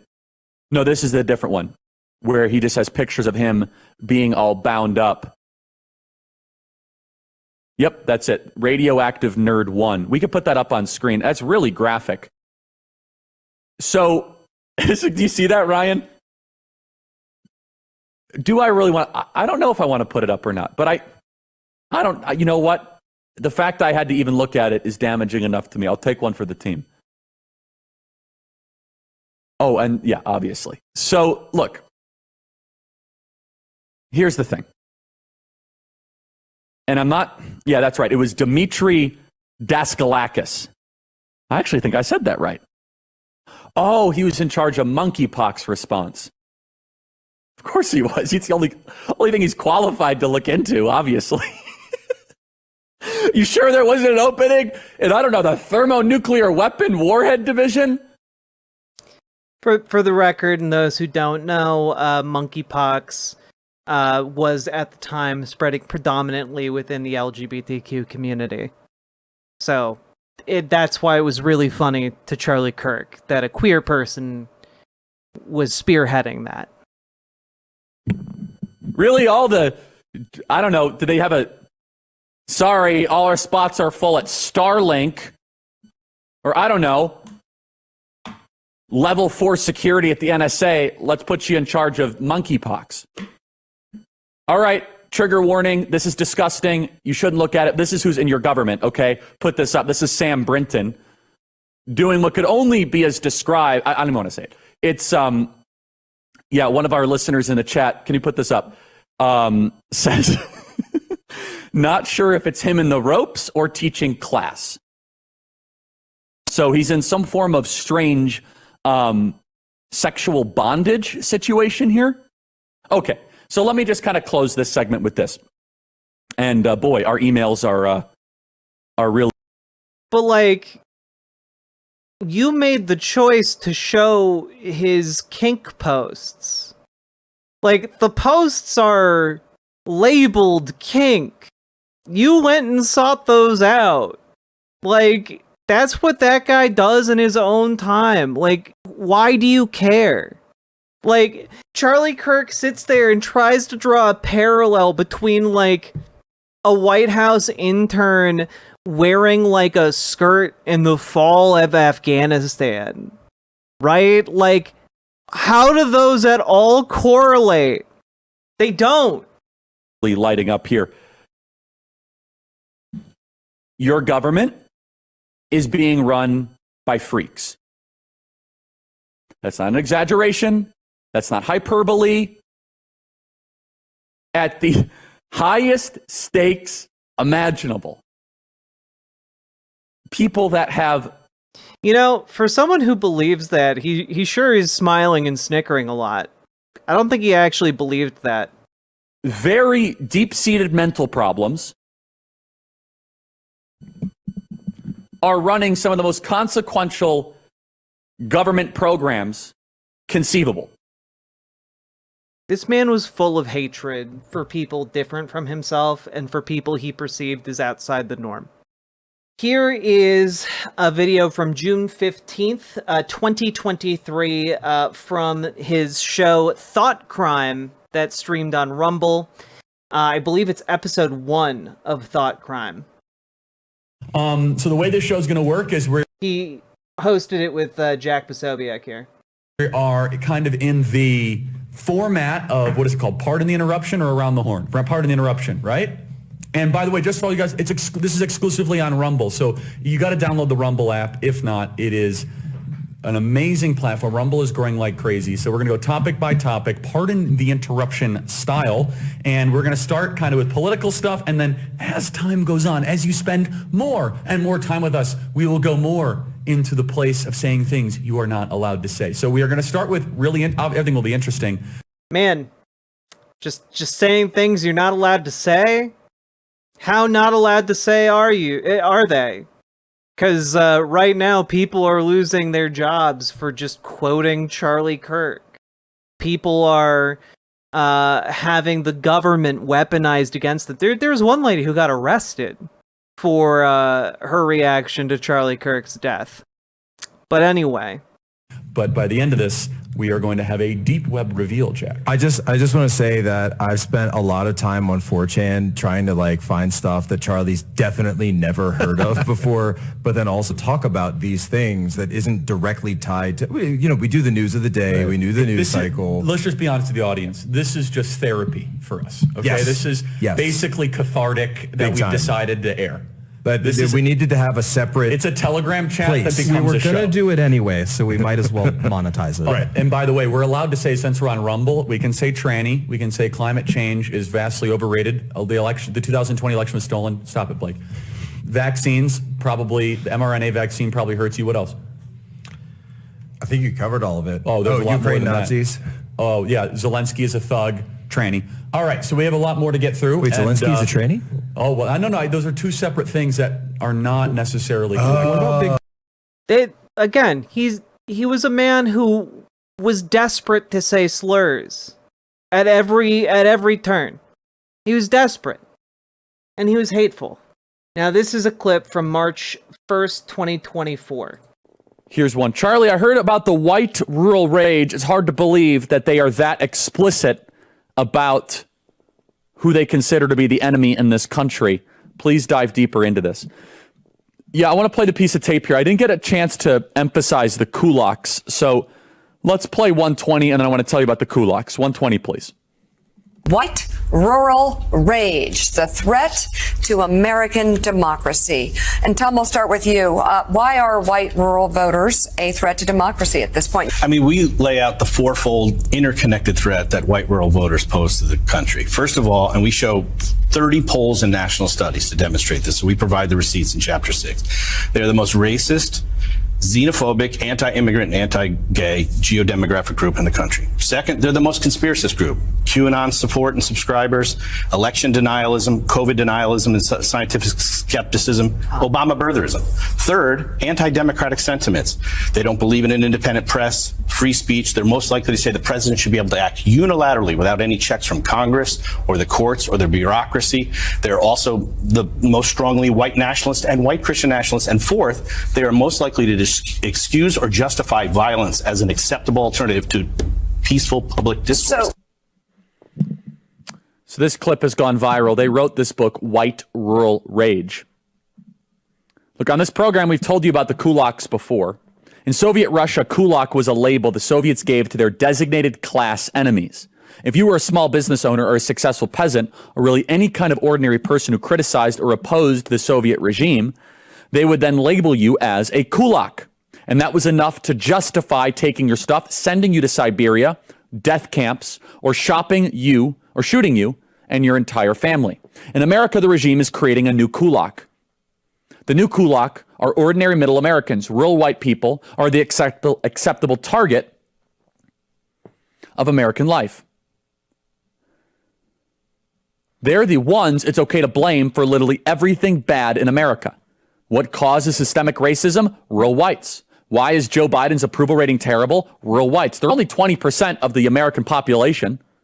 Why is New York and San Francisco falling apart? Somehow, rural whites, even though they never visited there. The left cannot comprehend that their policies fail because they're bad. They cannot comprehend that they lose elections because people can't stand them. Instead, just like the Soviets 100 years ago, they assume that they are wreckers. Their policies fail because they are evil people lurking in America who just sabotage them for no reason. This is why the left literally needs endless, constantly increasing migration from the third world. Because among people born in America, the share who are alienated by how much the left obviously hates them is constantly growing. The Great Replacement strategy, which is well underway every single day on our southern border, is a strategy to replace white rural America with something different. Show 159, please. 80% of the map is red, but that is only 20% of the American population. They hate that they don't live in big cities. They hate those of you that live in rural and small America. They hate those of you that own land and have guns and believe in a better country. I just want to point out, more land doesn't vote. I feel like that should be patently obvious. But whenever maps like this come up, I just feel the need to really emphasize land doesn't vote. People do. Where do most of the people live on that map? It's not in those dark red areas, I can tell you that much. Weird how that works. And they have a plan to try and get rid of you. The same way that Joseph Stalin went after the kulaks, they want to go after you. Those of you that live in... Also, the idea that, the Biden administration was going to, come after, a middle class with some kind of pogrom, come on, man. Come on. That was never going to happen. There was no political will to make that happen. This is just fear-mongering spun out of nothing. Spun out of, the gas coming out of your ass. That's it. Mankato, Minnesota. You live in Marshallton, Iowa. Evansville, Indiana. Peoria, Illinois. You're the problem. Didn't you know it? You believe in God, country, family, faith, and freedom. And they won't stop until you... Yeah, and you know those liberals don't believe in any of those things. No, sir. No person on the left side of the spectrum would believe in a God or having families or being free or making their countries and communities better. No, sir. You and your children and your children's children are eliminated. This is a great week, everybody. Thank you guys for the support. Email us freedom@charliekirk.com. It's just a cavalcade of ignorance. Here is another clip from January 8th, 2023. So Speaker Johnson does nothing when it comes to the southern border. And you have to go all in at some point. And if there was an issue to go all in, it's the border. It's the border. It's the border. And then it's just repulsive. Where they have a Border Patrol agent that is being investigated for doing his job. He wasn't acting like Expedia.com for Mohammed, Diego, Francisco, and the rest of them when they come across the southern border, where they want to get deployed from... I hear Nashville is nice. Okay, yes, sir, Mohammed. Would you like an aisle seat or would you like a window seat, sir? Oh, and by the way, you have a court date in 2057, and we don't expect you to show up, and here's a cell phone, and here's some cash, and here's how to apply for government benefits, and you can go to Amnesty International, or you can go to openborders.org, or if you go to California, you get taxpayer-funded gender reassignment surgery. True story. And Speaker Johnson he does his press conference like he's some sort of tough guy, like he's standing in the gap. Speaker Johnson stands on the border. I know the border's an issue because I do the press conference here, but I'm going to do nothing to actually fix the problem because I'm a typical Washington, D.C. politician. I'm going to shake like a leaf when I sit down with Joe Biden and Chuck Schumer, but I'm going to try to make you seem as if it's a win because I think you're stupid. There's another story that seems to be unrelated, but it's exactly what's happening. Now, the southern border is, of course, the great replacement. They're trying to replace us demographically. They're trying to make the country less white. They're trying to make the country more like the third world. The dumping ground of the planet is the United States southern border. And the secret is out. The rapists, the thugs, the murderers, fighting age males, they're coming from across the world, from China, from Russia, from Middle Eastern countries. And they're coming in, and they're coming in, and they're coming in, and they're coming in. The dumping ground of the world. Oh, but he was such a good faith interlocutor. He was such a moderate voice. And Speaker Johnson does nothing. It is an anti-white agenda. And there's another story where the only reasonable explanation you would do something like this is because you hate white people. And some people say, oh, Charlie, come on, there's other reasons why they want the border policy. No. If you read their literature, you spend time around them, the contempt, the resentment that the left-wing ruling class has for white Anglo-Saxon Protestant males. By the way, someone is deeply, deeply racist when they start pulling out the Anglo-Saxon lines. That's some deep level racism. That's from that's from the age of Benjamin Franklin talking about the swarthy Swedes and Norwegians and Germans.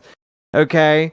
Yeah, it's advanced racism. You got your bachelor's in racism, and now it's time to get your PhD in racism.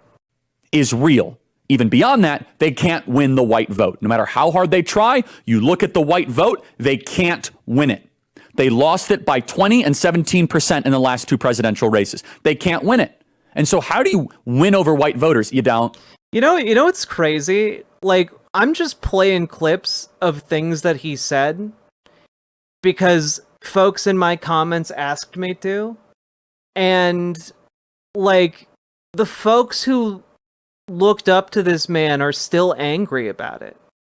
They're still coming into my chat and being like, look at how triggered you are. And it's like, I'm not triggered. This man is just a bigot. I can recognize bigotry. That's pretty easy, actually. Doesn't demand a lot from me. I don't know, maybe come back down to reality and listen to what this man is saying and understand how objectionable it is to 99% of the people in this country. You just bring in more third worlders and you dilute, aka replace them. Yeah, the dilution of the white race. As if they want to just remind you they're in charge. They go after one of America's great icons. And again, we warned against this. We warned against it. And all these weak Republicans, these Vichy French conservatives that were, oh, well, I guess we should take down the Confederate statues. Oh, sure. Yeah, we should rename the military bases. Worthless, weak, spineless. And we said, okay, first of all, that shouldn't happen. What are you going to do when they take down George Washington? Oh, they would never take that down. What are you going to do when they take down Abraham Lincoln? Oh, they I mean, I think a pretty fair rule of thumb is we shouldn't have monuments to people who literally betrayed the country and did the bloodiest war that has ever been fought on American soil. I think it's fair to say we shouldn't have statues to traitors, and we shouldn't have military bases named after traitors to the Republic. But that's just me, I guess I'm just patriotic that way. Never would. Or what are they going to do when they take down William Penn? So they've taken down George Washington. They've taken down Abraham Lincoln. Dude, Randy Marsh, I got asked to do this. People are out there and they don't know what he said. I want them to know. I want everyone to know what Charlie Kirk said. And the reason I do is because the vice president has made it very clear that it's an important issue for everyone to take notice of. And, I'm patriotic that way. I think everyone should take notice of what this man actually stood for and said. I think that's a service to the country that I love. If anything, you're kind of being anti-American right now. And I think you should be a little bit more patriotic. This is the federal government that's doing this, by the way. William Penn, look this, statue, 11 and 13, statues being taken down. William Penn was a white English speaker. Words, not one threat? I didn't say he was threatening anyone. Why are you putting words in my mouth, man? Why can't you actually deal with the words that are on the table? That's all I'm asking anyone to do. But you're the one here, like, making wild assumptions about what anyone else is saying. And I think maybe you need to do a little bit more listening and a little bit less yapping. Great man. He helped build America. The state of Pennsylvania is named after him. He wasn't some Latino illegal immigrant. He wasn't some trans woman of color. It was a white English Quaker who was a moral pioneer, basically totally blameless. Did William Penn traffic slaves into the country? Penn was 200 years ahead of his time in supporting democratic elections, freedom of religion. He was totally fair and honest in all of his dealings. So what is his crime? He never broke a treaty with the Indians? What is the great crime of William Penn? Well, Joe Biden and his government that is actually doing this says they want to make sure people feel comfortable, that this is a symbol that no one feels uncomfortable. And his government thugs and gangsters and goons are taking down William Penn. And I want you to just, can you put up 11, please? 11 is showing that right there. Oh no, they're going to rename Pennsylvania. They're going to rename it after a trans person. They'll call it Transylvania. No! Sorry, I couldn't resist. There is the same thing that's happening on the southern border. They are replacing William Penn. What are they going to put up? Some Angela Davis statue? Or they're going to put up a statue of Alexandria Ocasio-Cortez or Harvey Milk? Let me ask you a question. Or Dracula? Who is of greater moral accomplishment? Harvey Milk or William Penn? I'll let Blake answer that question in the chat. Harvey Milk, they do all these sorts of parades and they have statues and they have movies honoring this guy. William Penn, gone. Abraham Lincoln, gone.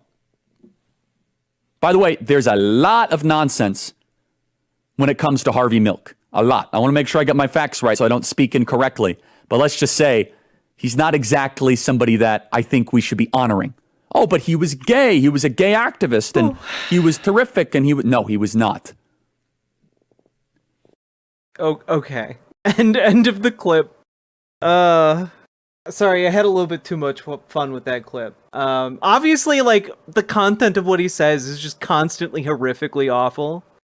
But, you know, I think the next clip we're gonna hit on might take the cake a little bit, so gird yourselves, everyone. This is from March 21st, 2024. So, last year.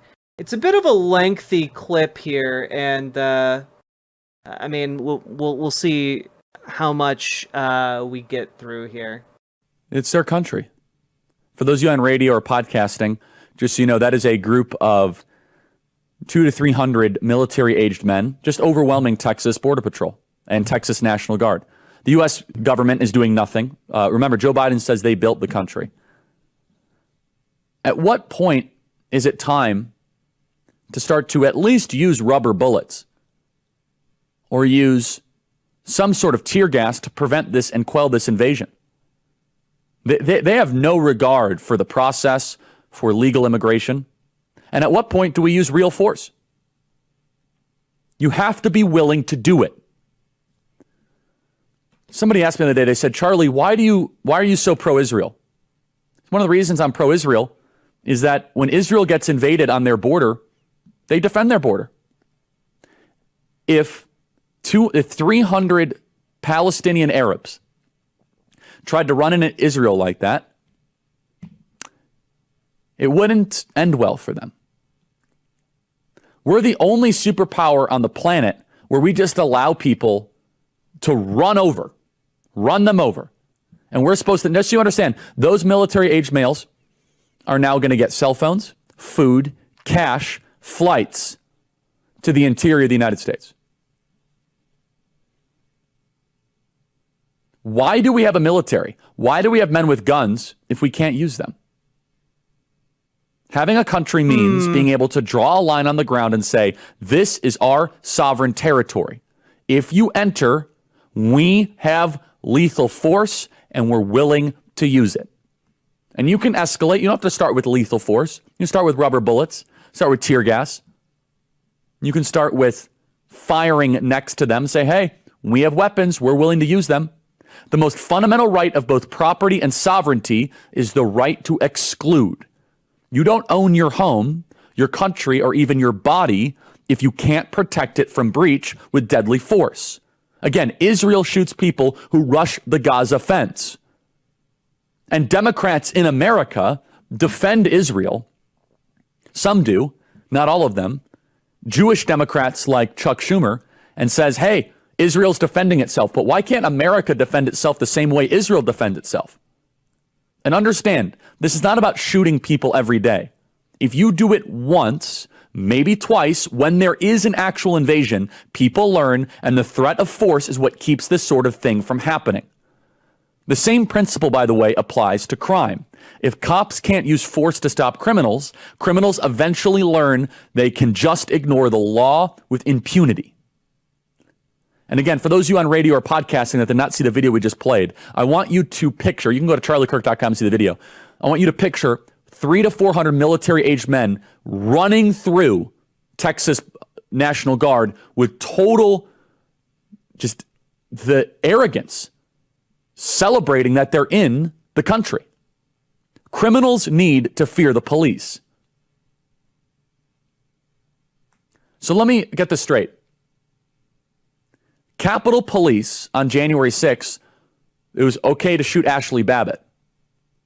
And some people say yes, some people say no. She was not an invader, she was a military veteran. And we can't discharge a weapon when there's a invasion happening on our border. I want to play that video again. Can we play it without audio, guys, just so that we have the B-roll going? Because I think that on radio, I want to make sure that we can keep the monologue going. I want to play it again. How is this any different than somebody storming a country? By the way, where are all the women and kids in that video? Can someone tell me? Where are all the dreamers? And look, their hands are up and they know what to say, but they're not here for process, or they're told to stop. They're told to stop. They get in a conflict with Texas National Guard and in they come. And Joe Biden says those are the real Americans, by the way, and they come right up to the gates celebrating. Where are all the women and kids? Those are the men that will go into your communities and break into your homes and rape your women, take your children. But hey, they're dreamers. We're not doing background checks on them. We're not doing DNA checks on them. They just come right into the United States however they please. Just bigotry. So I'm going to ask the question again. At what point should Texas use some form of force? They're just sitting there watching. Oh, yep, get out of the way. Boy, is that a powerful visual. 2024 America. National Guard that steps out of the way when your country gets invaded. And you can't blame him. If he dared lay hands on the illegals, he'd probably go to jail, because illegals get preferential treatment in this country and Americans do not. Remember the whole whip fiasco? My position all along is, yes, somebody in chat is asking, why is he grinning? And it's for this. It's why I called him bloodthirsty. It's because he got off on the idea of violence. You see it in full force in this clip. It wasn't true, but of course you should be able to use whips against foreigners that are coming into your country. Why is that controversial? If you try to break into other sovereign countries, if you try to break into Russia, if you try to break into Saudi Arabia, if you try to break into Israel, if you try to break into China, if you try to break into Japan, if you try to break into Korea, a country that believes in its right to exist defends itself from intruders. And that visual that we just saw, it's happening every single day. We've said it before, and it might sound heated, but those who enable this, I believe they're guilty of treason. I really believe that.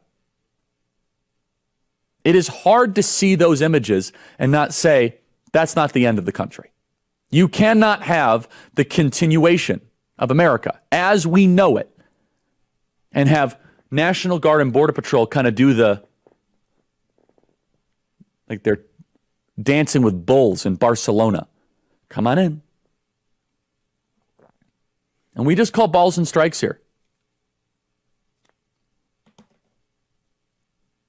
And then they're going to come into the interior of the United States. They'll come to Chicago. They'll come to San Francisco. They'll come to New York. And it was every single day. So what can be done about it?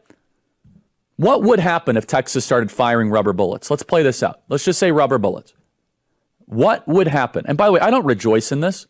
I don't want to have to use force, but these people are criminals. They're invading. They made the decision to invade. They made the decision to do a pincer movement into the United States of America. They are bringing force upon themselves. So what would happen if Texas all of a sudden started using rubber bullets, non-lethal rubber bullets? What would happen? The federal government would come in and sue them and maybe arrest the people that use the force. The federal government is more worried about policing the actions of Texas protecting its sovereignty than protecting the sovereignty of the nation.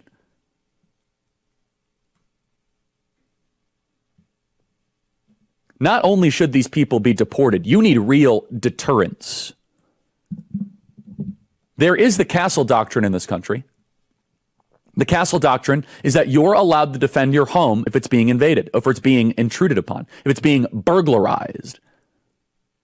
Why can't you defend your country if it's being burglarized? These people are... Interesting line of thought, Charlie. Surely, though, you did not follow that in every direction it could go. Burglars, robbers, thieves, and criminals. They're effective squatters in the country, and we call them migrants. Stop using that term.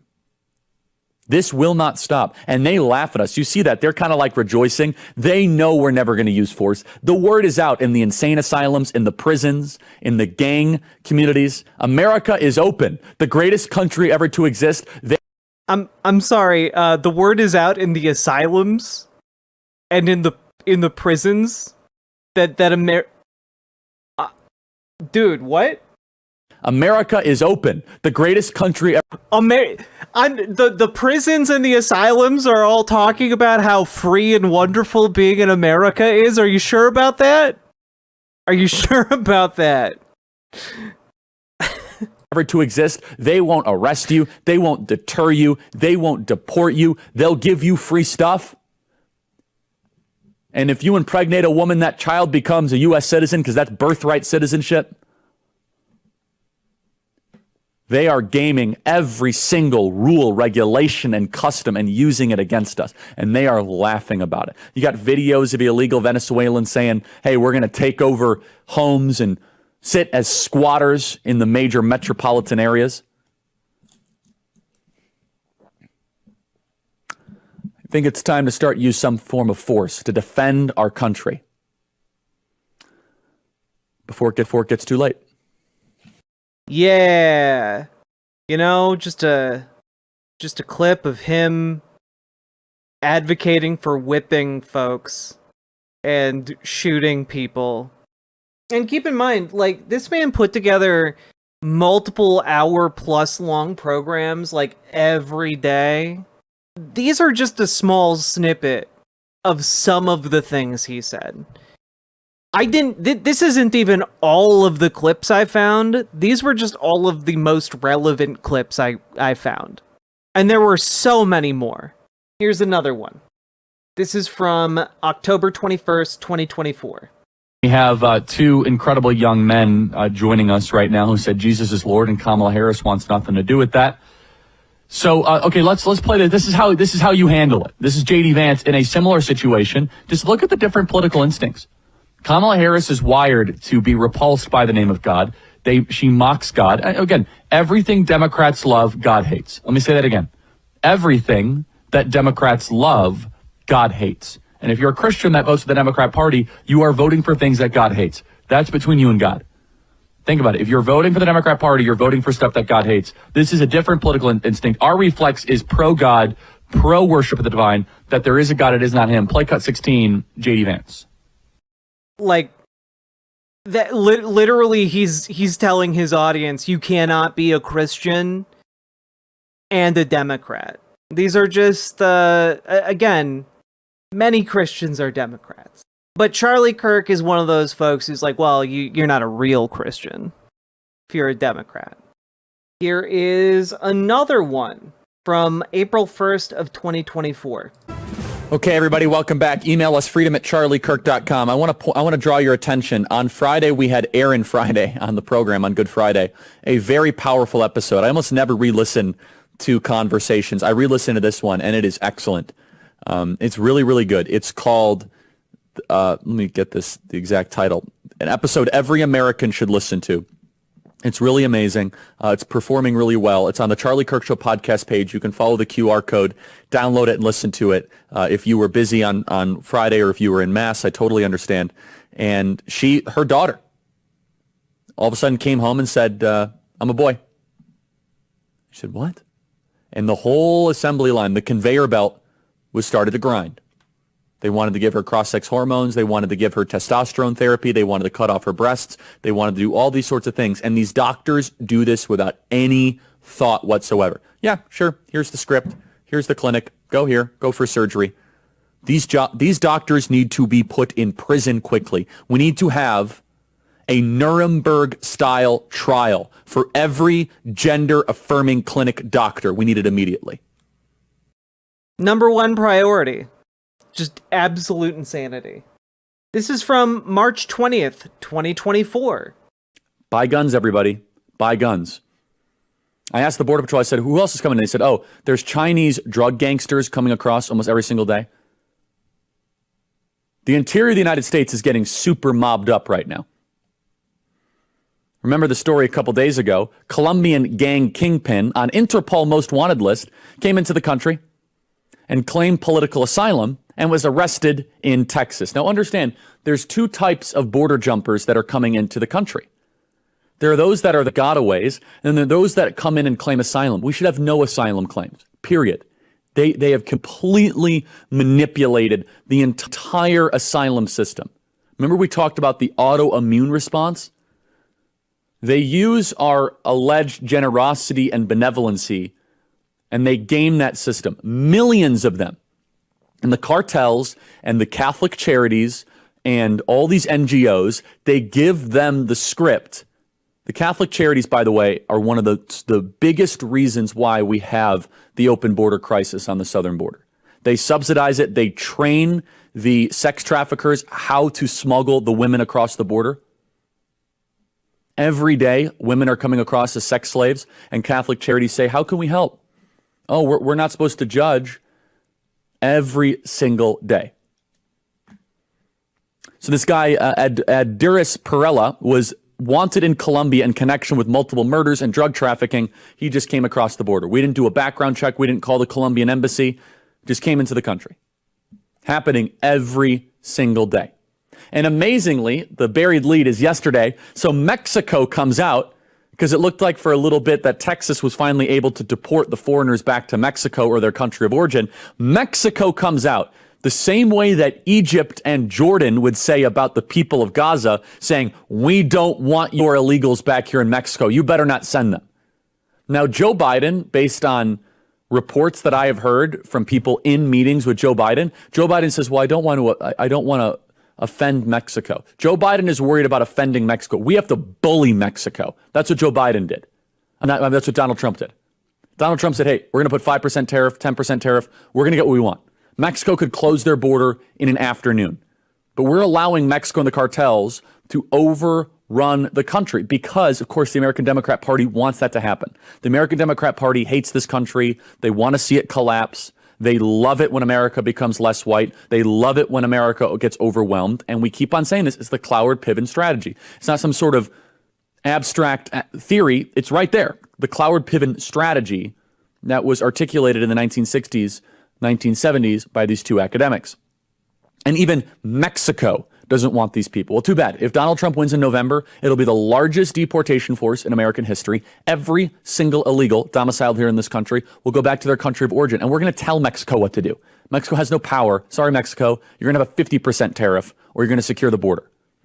Vaya con Dios. Yeah. Again, his shows were steeped in white supremacist nonsense, great replacement nonsense. And like it continues, you know? It continues. We talked about this one, but I didn't find the audio for it and video for it until earlier today. So here is the actual clip of him advocating for children to watch executions. I just looked this up, yeah. Charlie. I didn't realize this, Jack. The last time that in Belarus they used capital execution here was in 2019, and it was by firearm. Yeah, that's how you should. By the way, this is my other problem with death penalty. It takes too long, too many appeals. Expensive. It should be public. It should be quick. It should be televised. Well, this can't be right, can it? The last execution in France was guillotine in 1977. 100% true. They used the guillotine. Until 77? Yeah. That's so cool. There's videotape of it. Honestly, that's like what we should be doing, and I agree. It should be public And should be public televised. square. By the way, you could fund Force the kids government to watch it. You could have like brought to you by Coca-Cola, and no, I'm not kidding. By the way, I would totally tune in to see some pedo get their head chopped off. Convicted by a jury By the of way, peers. that's gonna get no. called I'm talking about a real thing. I'm not talking All about executions in Belarus are by firearm. That's not a choice or anything. Andrew's saying don't make kids watch it, and I think no, the absolute I think opposite. at a certain age, it's an initiation. 16, if you can drive, you can watch but hold it. on. Not You even see, 16. if I would all of a say- sudden you look at some of these savages, like in Indiana, there was this guy that went in and killed a pregnant woman and her 3 kids. Yeah. And you know what? I want to watch that execution. That'll make my day better. I want to see him on a public block and get him be publicly executed. And I think that would be justice. You think children should have? You should see it. What is the age? At what age should you start to see public executions? 16. I think you could do it earlier. I think you maybe at age 12, Whenever- like 6th grade or so. You are a person, they're old enough to. You don't need to like really wallow in it and have them be broken on a wheel or anything. But if it was something like chopping, if we had a guillotine or something.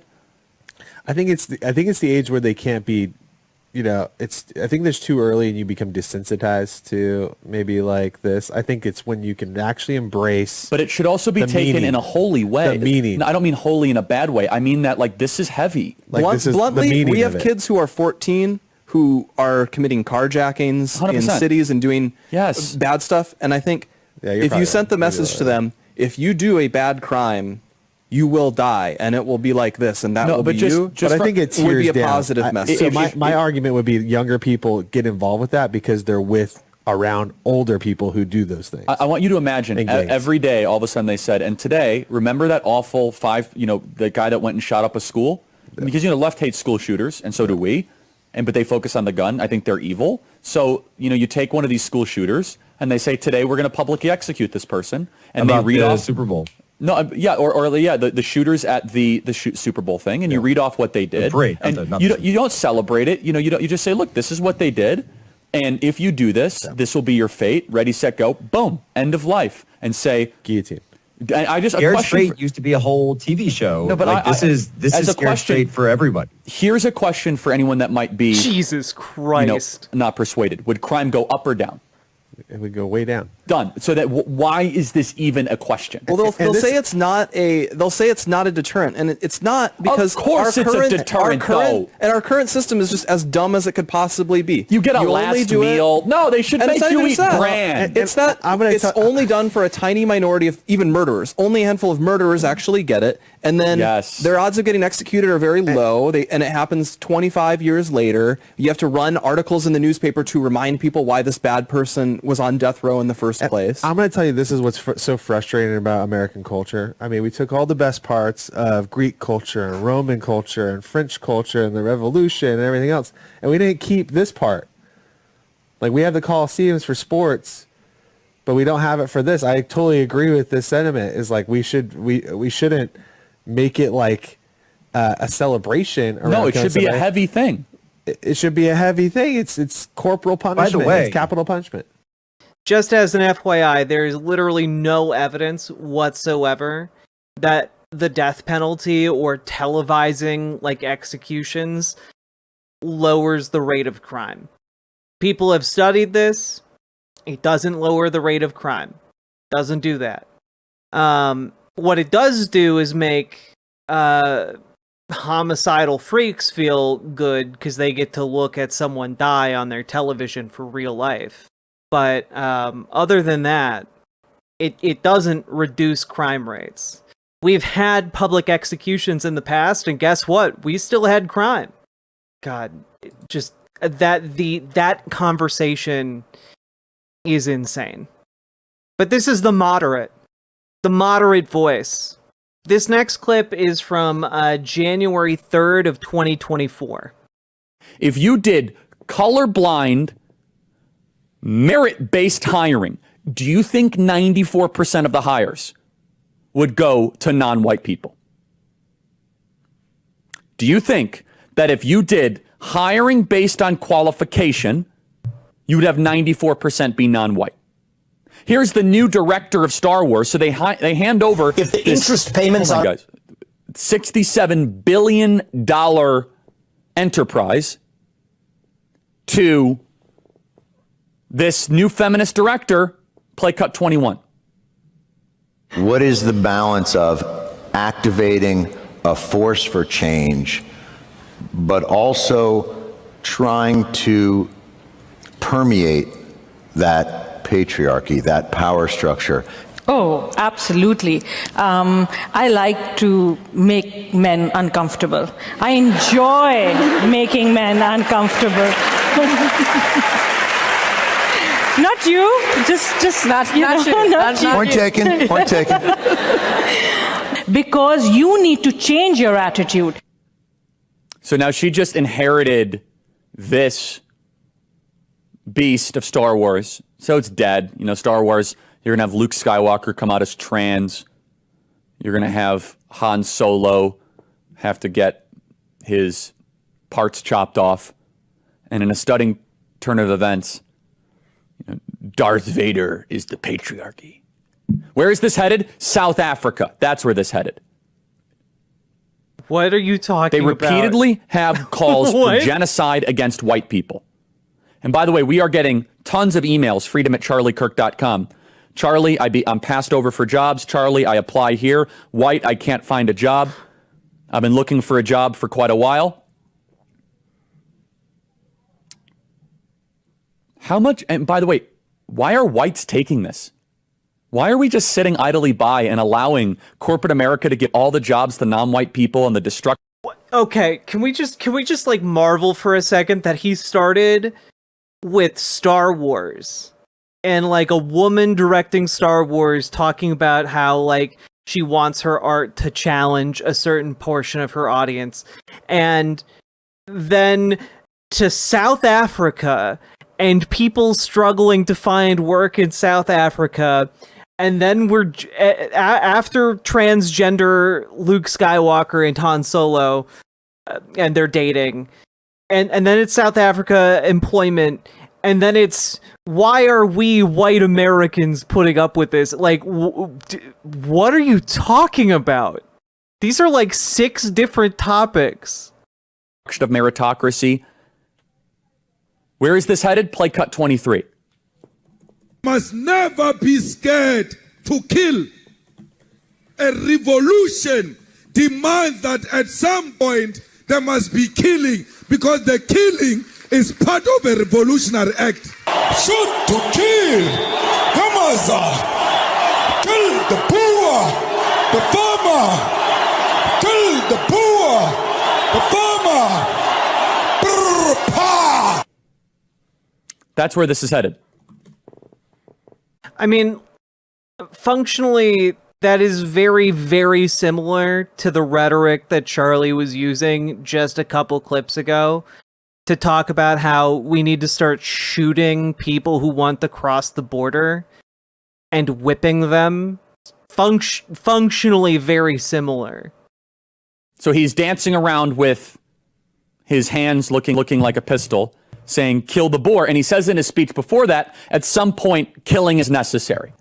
And if you know any whites in South Africa, they're getting out as quickly as possible. Some are abandoning their farms that their families have had for multiple generations because they don't feel safe at all because blacks are targeting them. It's a very real thing. They're getting out. South Africa is an entire country built on critical race theory, built on DEI. White farmers are getting murdered at an alarming rate in South Africa. And it's sad. South Africa has unbelievable natural resources. South Africa is an objectively beautiful country. South Africa has parts that would make our national parks look like just regular highway driving. It's so unbelievably beautiful. And by the way, that guy that was talking is Julius Malema, leader of the EFF party, likely to be the next leader of South Africa, surging in the polls saying we might just need to kill white people. That's where this is headed. In fact, in some ways, it's already there. There was some maniac recently that went publicly and started killing people, and it's some black guy, and he said, I just want to kill people, kill white people, just about a week and a half ago. And remember, if South Africa... Yeah, you know, and I just saw a guy saying he wanted to shoot undocumented immigrants and maybe whip them, too. You know, people be saying crazy shit on the internet. Murdered white people publicly, the New York Times would justify it. The New York Times would say, well, context is necessary. Maybe they deserved it. They say that when we notice the Great Replacement, they call us administrators of hate speech. But they say that kill the boar is culturally complex. Well, it is, but also, like, the political party you just showed on screen is an extremist minority. Unlike the Republican Party, which is one of the largest political forces in our country right now. Email us freedom@charliekirk.com. That's freedom@charliekirk.com. This is worse than anybody could imagine. It's happened gradually, then suddenly. We've allowed this to happen, the slipping of away of our country, and now you're going to have 50% of the country that only gets 4% of the jobs. How do you think that's going to work out? They hate you, and some of them want you dead. All right, gird yourselves, folks. Returning to another topic we touched on earlier. Here's November 7th, 2023. All right, so two things. Number one, if I were to give PR advice to the IDF, of which they haven't listened to a thing I've said, because it's just been kind of a joke. They're doing better in the last week. I got to say, the Israeli government, they've been better, largely because people aren't talking about it as much, is very simple. Talk about this as a war of liberation, okay? You are here to liberate people being held captive by Hamas. There's too much confluence. Say that we are coming here to liberate you from your captors. First of all, it's true. So it has the side benefit of being true. But that's less of an invasion and more of we are here to spring you free to flourish. And by the way, if we go a level deeper, if you look at it, it then makes the people seem deeply unthankful. Israel will end up freeing the people of Gaza, and they'll be hated for doing it. But I think you could win far more PR points, at least with some normies and some people in the middle. If you say, we are here to free you from your captives, to get you out of captivity. Just honestly, IDF, this whole thing that we're going to kill every last person of Hamas, it's true, it's honest, it's fine, not working in the West. By the way, you don't even have to define what freedom would mean, okay? Some form of self, not Hamas, okay? You don't have to get too into the details. I think a war of liberation would help. Anyway, the point is this. That's just PR stuff. To piggyback on what we were talking about with Senator Ted Cruz, this is something that there is this massive reckoning, cognitive dissonance. By the way, there is this incredible tweet, Eli Klein, quote, today's election day. I'm a lifelong Democrat, but as a Jew, I'll be voting Republican. Republicans will do a lot more to curb anti-Semitism than Democrats, who are not treating anti-Semitism nearly as seriously as they've been treating the most petty examples of other bigotry. Wow. Eli Klein from New York, voting Republican for the first time. But here's what what Jewish Democrats or Jews in general are going to have to make a decision. Until you crush the cultural Marxist lens of which they view the world, you will never actually be able to build support for Israel. You cannot subsidize support and play footsie with cultural Marxism and have a future for the state of Israel. So you have to choose. And Jews have been some of the largest funders of cultural Marxist ideas and supporters of those ideas over the last 30 or 40 years. Jesus. Stop supporting causes that hate you. Now you might say, well, how is one thing applied to the other? If you train a generation to view everything through an oppressor-oppressed lens, they will apply that lens to the Israel-Hamas conflict. The same way that they apply it to the police issue, the gender issue, good guy, bad guy, somebody on top, somebody on bottom. Until you... For those who might not know, the Nazis in Nazi Germany talked about cultural Bolshevism or Jewish Bolshevism. Basically, the allegation was that the Jews were financing cultural Marxism within Nazi Germany. Like, this is like straight up, like, oh, the Jews are financing the degeneracy of America, is essentially what he means by that.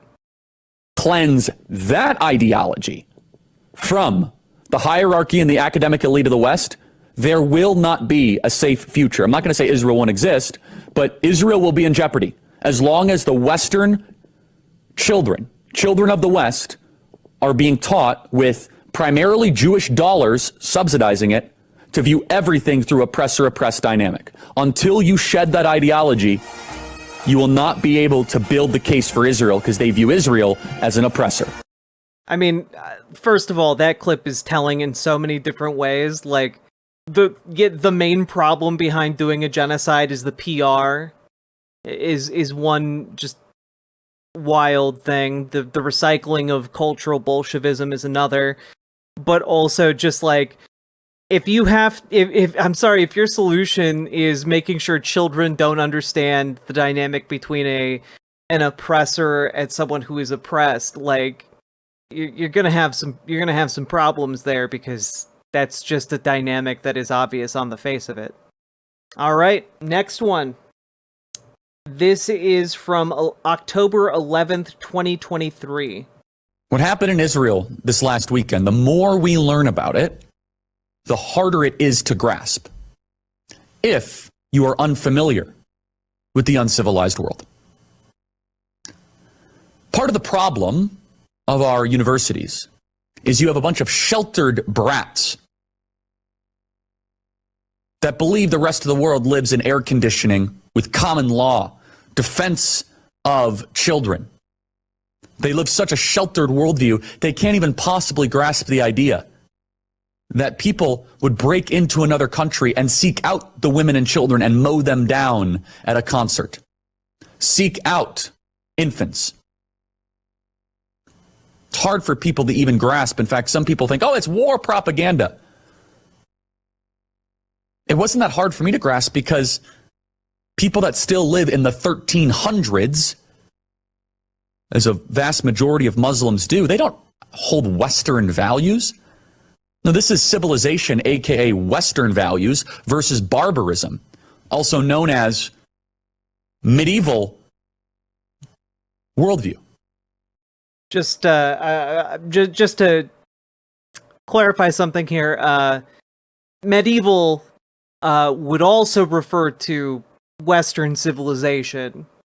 Just as an FYI here, the West did live through medieval times, so that informs Western civilization as well. Just in case anyone is confused about that, weren't the Middle Ages in Europe? Yes, they were indeed. Also, I can't believe I have to say this, but the Muslim folks of this planet haven't invented like time travel capsules to like lock themselves in the year 1300. That's not at all what's happened. Charlie Kirk is just a bigot. That's what has happened. If you're fatigued, I get it. I understand. You've lived through a lot these last couple years. You didn't ask for it. You didn't invite it. And if it's too much for you, go watch Lifetime. I'm sure there's some shallow movie of somebody who falls in love and makes you feel good. This is not Happy Talk Hour.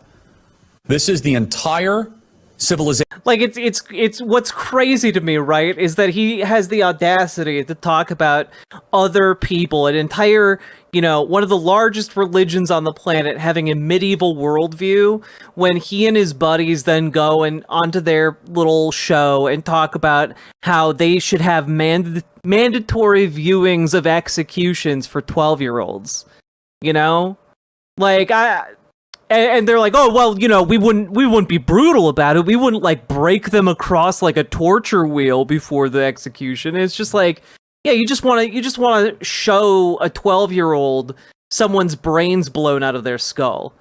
Yeah, nothing says a modern civilized society than showing children like displaced human brain splattered on a wall. Like, oh yeah, that's civilized behavior right there. The planet. Dare I say, even the species. God, I know my plan for this segment was for me to be mostly silent during these clips, but like, goddamn. All right, here's another one. This is from October 5th of 2023. Matt Gaetz was the dog that caught the car. Okay, and by the way, doing this in public as a U.S. senator is wild. It's crazy. It's nuts, but it's predictable.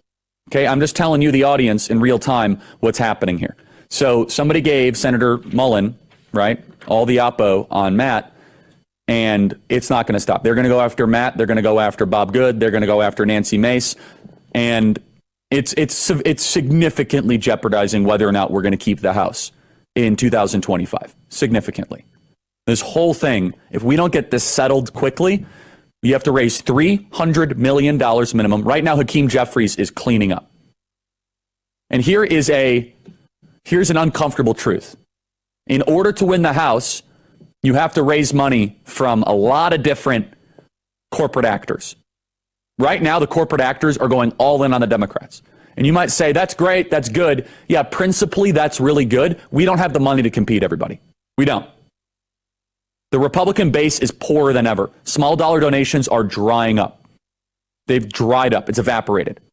And so you have to get the resources to compete. And I got in a debate yesterday with somebody that said, oh, Charlie, we don't need the money to win. You're wrong. You're just wrong. I'm sorry. You're wrong. In these swing districts, in North Atlanta, in the suburbs of Chicago, you need to get on TV. You need to. You're going to get run over by the Democrats. They're going to run negative on you. They're going to make it seem terrible. You have to be able to compete. You need $300 million. And some people say, oh, Charlie, I don't care if we keep the House. That's foolish. I'll be honest, that is foolish. For no other reason than to stop the idiocy, the nonsense, the garbage, the trash that they're trying to force feed to our country.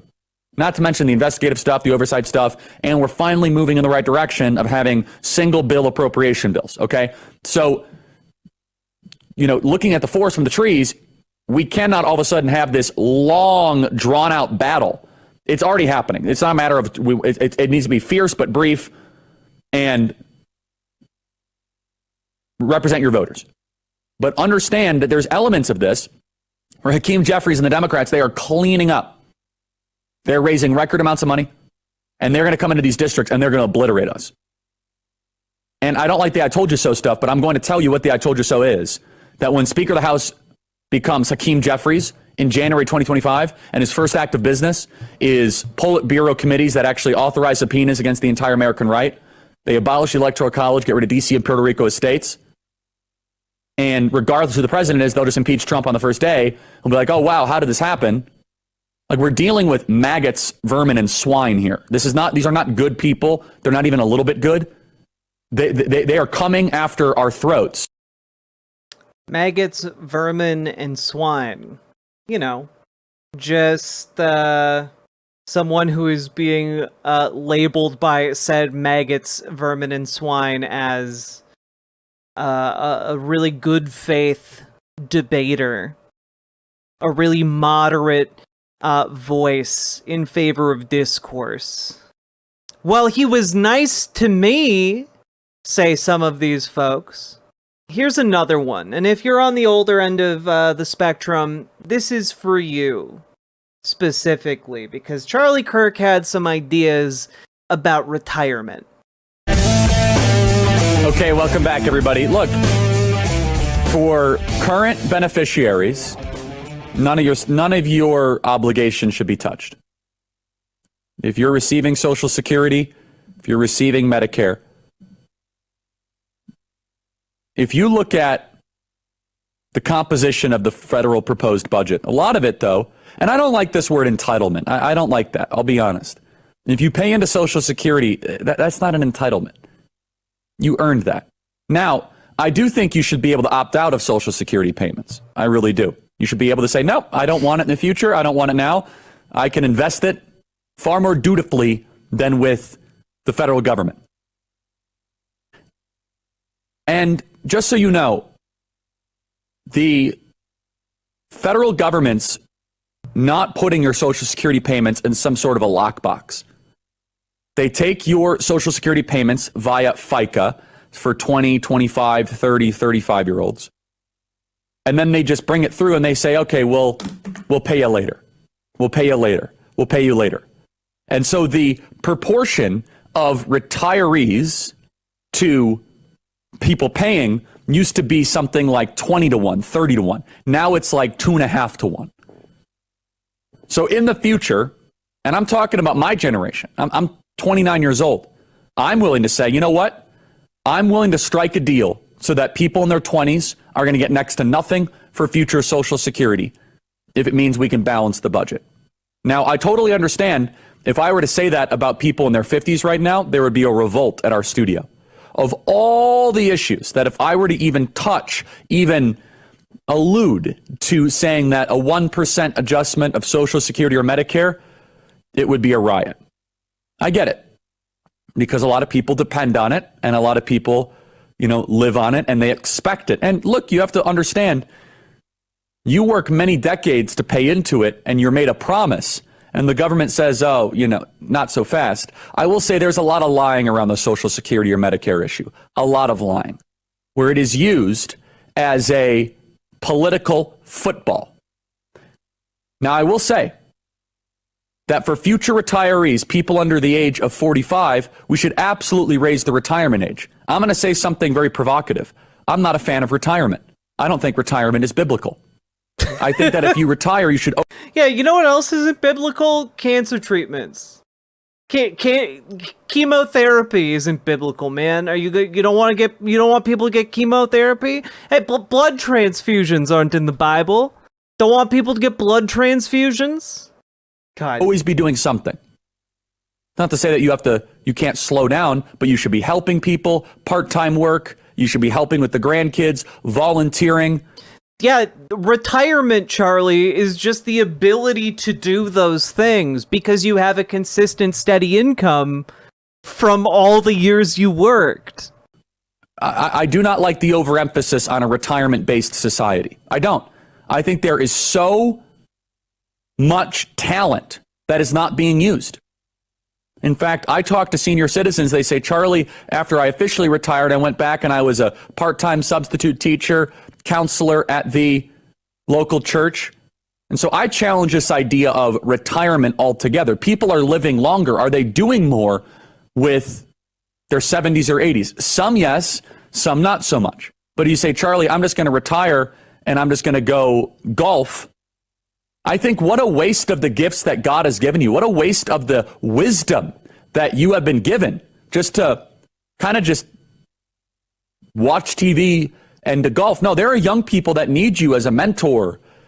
You know how many Turning Point USA chapters would be blessed by people in their 60s, 70s, and 80s to mentor them, to pour into them, to give them advice? So we take money from people who need it the most. I just want to really throw out there that, like, it's fine if you want to, like, volunteer for a political organization, even if it's like Turning Point USA, because you're like, you're older, you want to do that. But you know what makes it a whole lot easier? Having a retirement account that pays you a consistent paycheck so you can have a fucking house. Young families in their 20s and 30s, and give it to those who need it the least. Also, again, very easy solution to making Social Security solvent for basically an indefinite period of time. And that's lift the cap. There's currently an income cap that tops out. Like if you make, I think it's over like $175,000, something like that. You just stop paying Social Security commensurate with your income. If you just eliminated that cap, Social Security would be solvent forever. And hey, why shouldn't rich people pay the same share of their income that we all do? But Charlie's entire career was about obfuscating points like that. That is what he was paid to do by the rich people who supported him.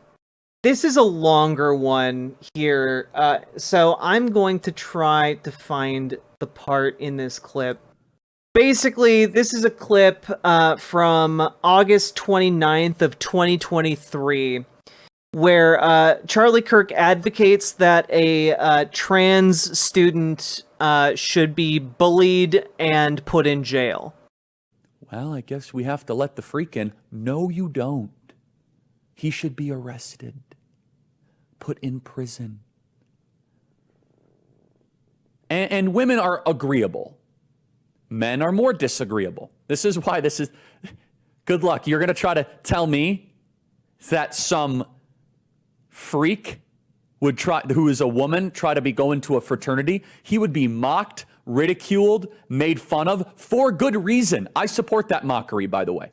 If a woman who thinks that she is a man wanted to join a fraternity, that person would be made fun of so much, bullied so much, crying so much, they would get themselves out. These girls should bully this freak, but they won't. Because they say, well, maybe we should have compassion for the predator who's getting an erection while watching other girls undress. Artemis Langford. I believe that is just a fabricated part of the story that he's making assumptions about. Like, in this particular story, this is just a trans girl trying to join a sorority. That's it.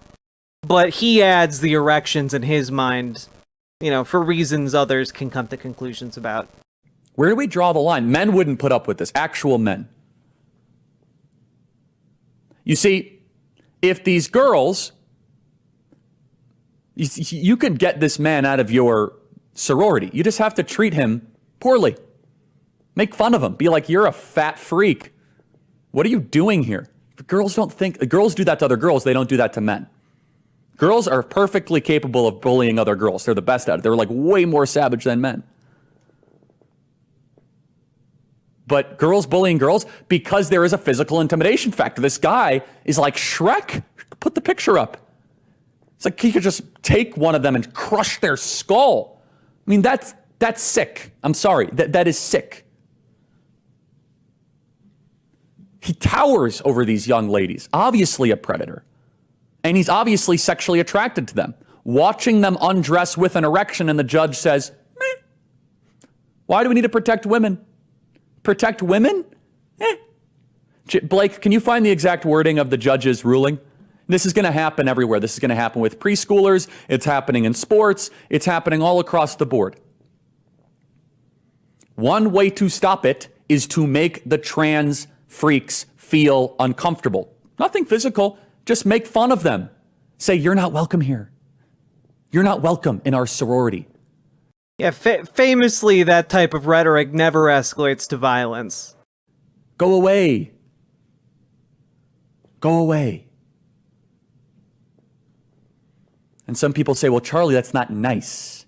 You shouldn't be nice to predators. Fun fact. So, just to be clear, in this story, a judge ruled on this, and in Charlie's summation of the case is just, like, totally fine with, like... let me put it this way. If Charlie's version of events here was accurate, that judge would not have sided with the trans person. Let's go on to the next one here. This is from August 29th of 2023. So we need to reassert what the actual truth of the matter is, especially if we are to be prepared for the next pandemic when it inevitably comes. Wow, who is that neurotic lunatic? Who is that guy? Send him back to the country he came from. Holy cow. Get him off TV. Revoke his visa. Welcome, everybody. Email us freedom@charliekirk.com and subscribe to our podcast. I mean, that is as close to just all outright Pfizer propaganda as I've ever seen allowed on a TV. They're myths, let me tell you, myths that kids suffering. Most suicidal generation, alcohol-addicted generation, drug-addicted generation, without purpose, least married, most likely to indulge in self-harm, motor skill development issues, the gayest generation, Mehdi Hassan. These are myths that even some of you believe in. Jeez. If we had sane immigration policy, we would say, adios, Mehdi Hassan. Goodness gracious. Did he just call him Mendy? That's as close to disinformation as I think anyone could find. Even the CDC comes out and they say there's a crisis of loneliness, suicide, and he comes out and he says, these are all myths. There's nothing. How do you fuck up Mehdi? How do you fuck up a 2-syllable name, man? Oh, man. Wrong with the lockdowns? Holy moly. Okay. When you think they really can't reach another level of just outright Pfizer prostitution, that guy's a prostitute with a British accent. He's a foreigner with a British accent who's a prostitute for the farm. He's British, you goon. God. This racist son of a bitch. Pharmaceutical companies. Ryan, I love when you get me fired up. It's better than a blackout coffee. Good golly. We're almost at the finish line here, folks. I've only got a handful more. This one is from August 21st of 2023, and you'll never believe what Charlie Kirk is railing against in this one. Get ready. So here's what it says on The Atlantic. The Constitution prohibits Trump from ever being president again. By Michael Luttig and Lawrence Tribe. Now, Lawrence Tribe is a crazy person, but he's actually well respected on the left, which is telling. As students of the United States Constitution for many decades, one of a U.S. Court of Appeals judge, the other as a professor of constitutional law, and both as constitutional advocates, scholars, and practitioners, we long ago came to the conclusion that the 14th Amendment, the amendment ratified in 1868 that represents our nation's second founding, a new birth of freedom, contains within a protection against the dissolution of the republic by a treasonous president. Okay, let's just slow down. The 14th Amendment was necessary for some things, 100%. But it's way too broadly written. It's sloppily written in some ways. The moral premise of the 14th Amendment, excellent. Of course, obviously, no one's going to debate that. No one will. Abolishing slavery and respecting the dignity of all people. But they float the 14th Amendment for everything. For removal of debts. Remember when they said, oh, the debt ceiling can be raised because of the 14th Amendment, preventing Donald Trump from becoming president, birthright citizenship? The 14th Amendment is the catch-all. The 14th Amendment has become kind of the modern Marxist revolutionary gateway to whatever they want to do. It doesn't always hold up in court, but it's way too broad. It's just too broad. Again, morally necessary with too many opaque provisions and vocabulary that is now harming us in 2023. They believe What's crazy to me is that this man is like, 14th Amendment, too messy. It's harming us. What about the Second Amendment there, Charlie? What about the second? The second, the one with like some provisions about a well-regulated militia? Something about that? I don't know. Seems like maybe an important part of the language that we just kind of have skimmed over. Oh well. 14th Amendment nullifies the rest of the Constitution as long as the government can be used to attack white people or now to attack insurrectionists. That's why language matters. Crazy.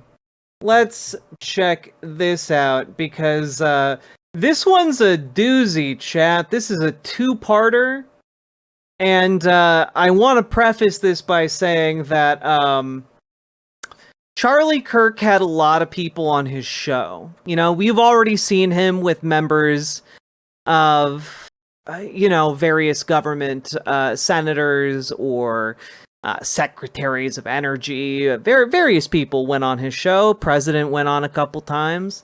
Well, in these clips, Charlie Kirk chose to host a man named Daniel Schmidt, who is perhaps best known for organizing the group Students for Ye, or Students for Yay.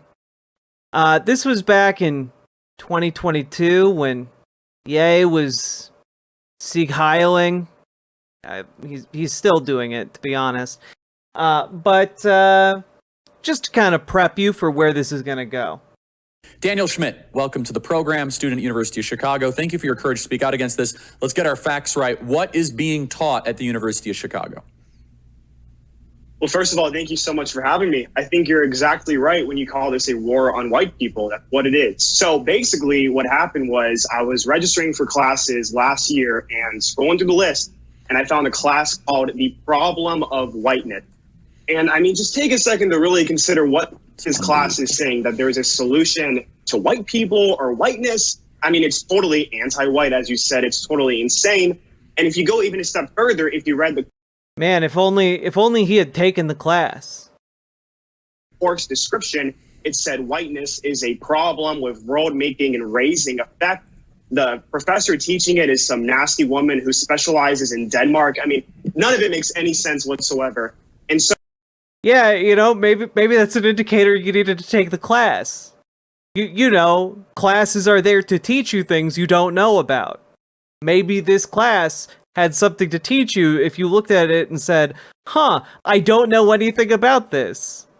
So after I exposed the class on my Twitter, which is what I've been using Twitter for, the professor filed 2 separate complaints to get me expelled. She said I led a harassment campaign against her. I was inciting violence, all this crazy stuff. And yeah, that's what happens if you speak up about this stuff. And that's what they're teaching at a school like this, and I'm sure around the world. Yeah, I want to ask a question. Do you feel as if that hating white people is socially acceptable at University of Chicago?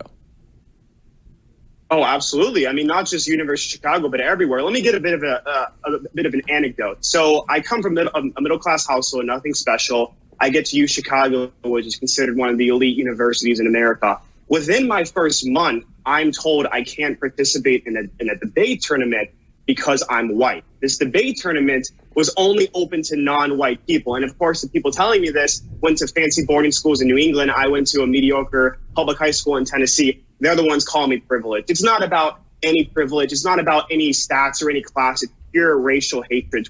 I think you might not have understood what they meant, but I think you might not have understood what they meant. Toward white people, and it's everywhere. Absolutely. Okay, so now the story gets interesting. Not that that's not interesting. It's super important, and I want to dive into that and the dynamics behind it. I find it to be super important, and thank you for being willing to speak out against this. Most people cower in fear, and I know they're going nuts against you. By the way, before I forget this, they all hate me because I'm white. Definitely not because I'm a moron. I told my team to tell you, I will come and speak on campus, University of Chicago, free of charge. I'm from the suburbs of Chicago. You let me know. I'll be there. We'll make it happen. But this is where it gets interesting. You go on Stuart Varney's program. Love Stuart Varney. He's been really good to me over the last decade. He's been excellent. But I think that some people at the top levels didn't like this segment. You did great. Listen to this because something interesting happened after this. Play cut 107. I mean, this is, it's not an exaggeration to say we are entering straight up anti-white genocidal rhetoric, maybe. I mean, let me give you one more example. This psychiatrist spoke at Yale and said she has fantasies of murdering white people. Imagine being a white person in the audience, looking around, your classmates are nodding in agreement. So seriously, if you're a white student, speak up. The time is now because things are only going to get worse. They're going to treat me like this, but there needs to be more students like me. The poor oppressed obviously whites. Nothing wrong with that. The poor oppressed whites at Ivy League education. And by the way, yes, that's not an isolated example. Do we have that clip just to reinforce it? What happened after that, Daniel? Yeah, so, I went on, and as you said, Stuart Varney, incredible guy, nice to meet, so nothing against him. I went on, and then Fox Business posted the video to their YouTube channel, and within a week, it got over 100,000 views, totally positive reception.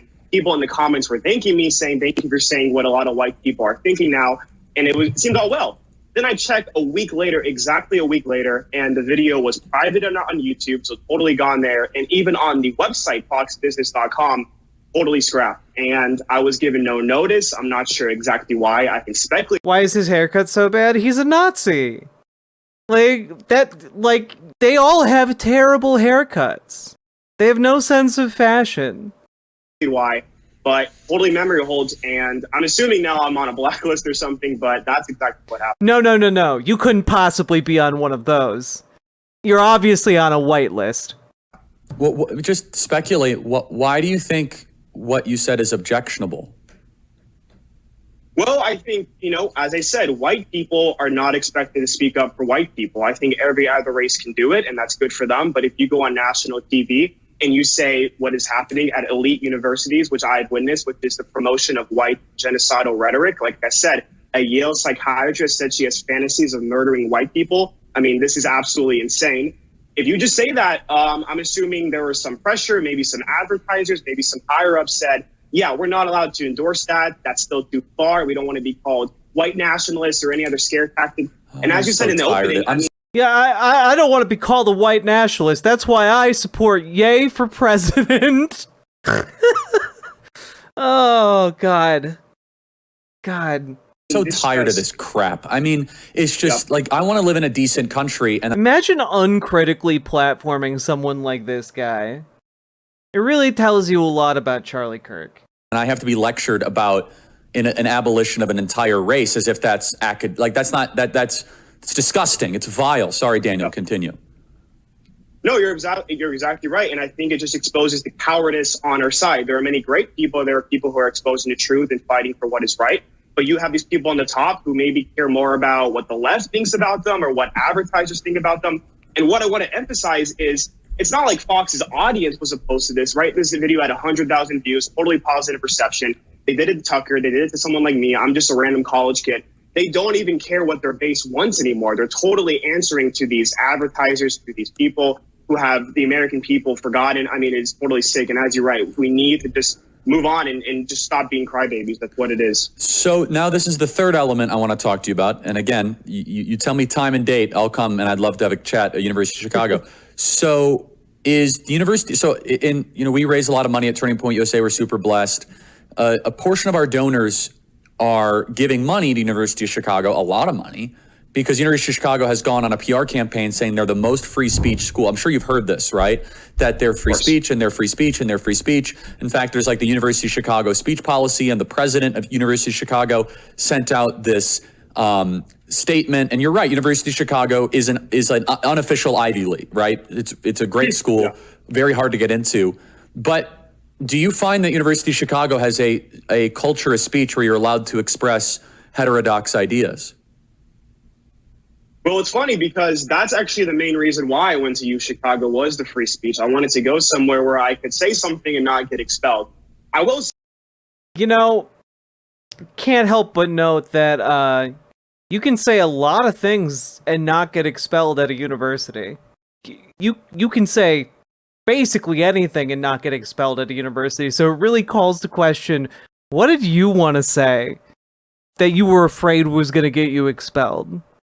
I've heard a lot of edgy language on university campuses from people who weren't expelled.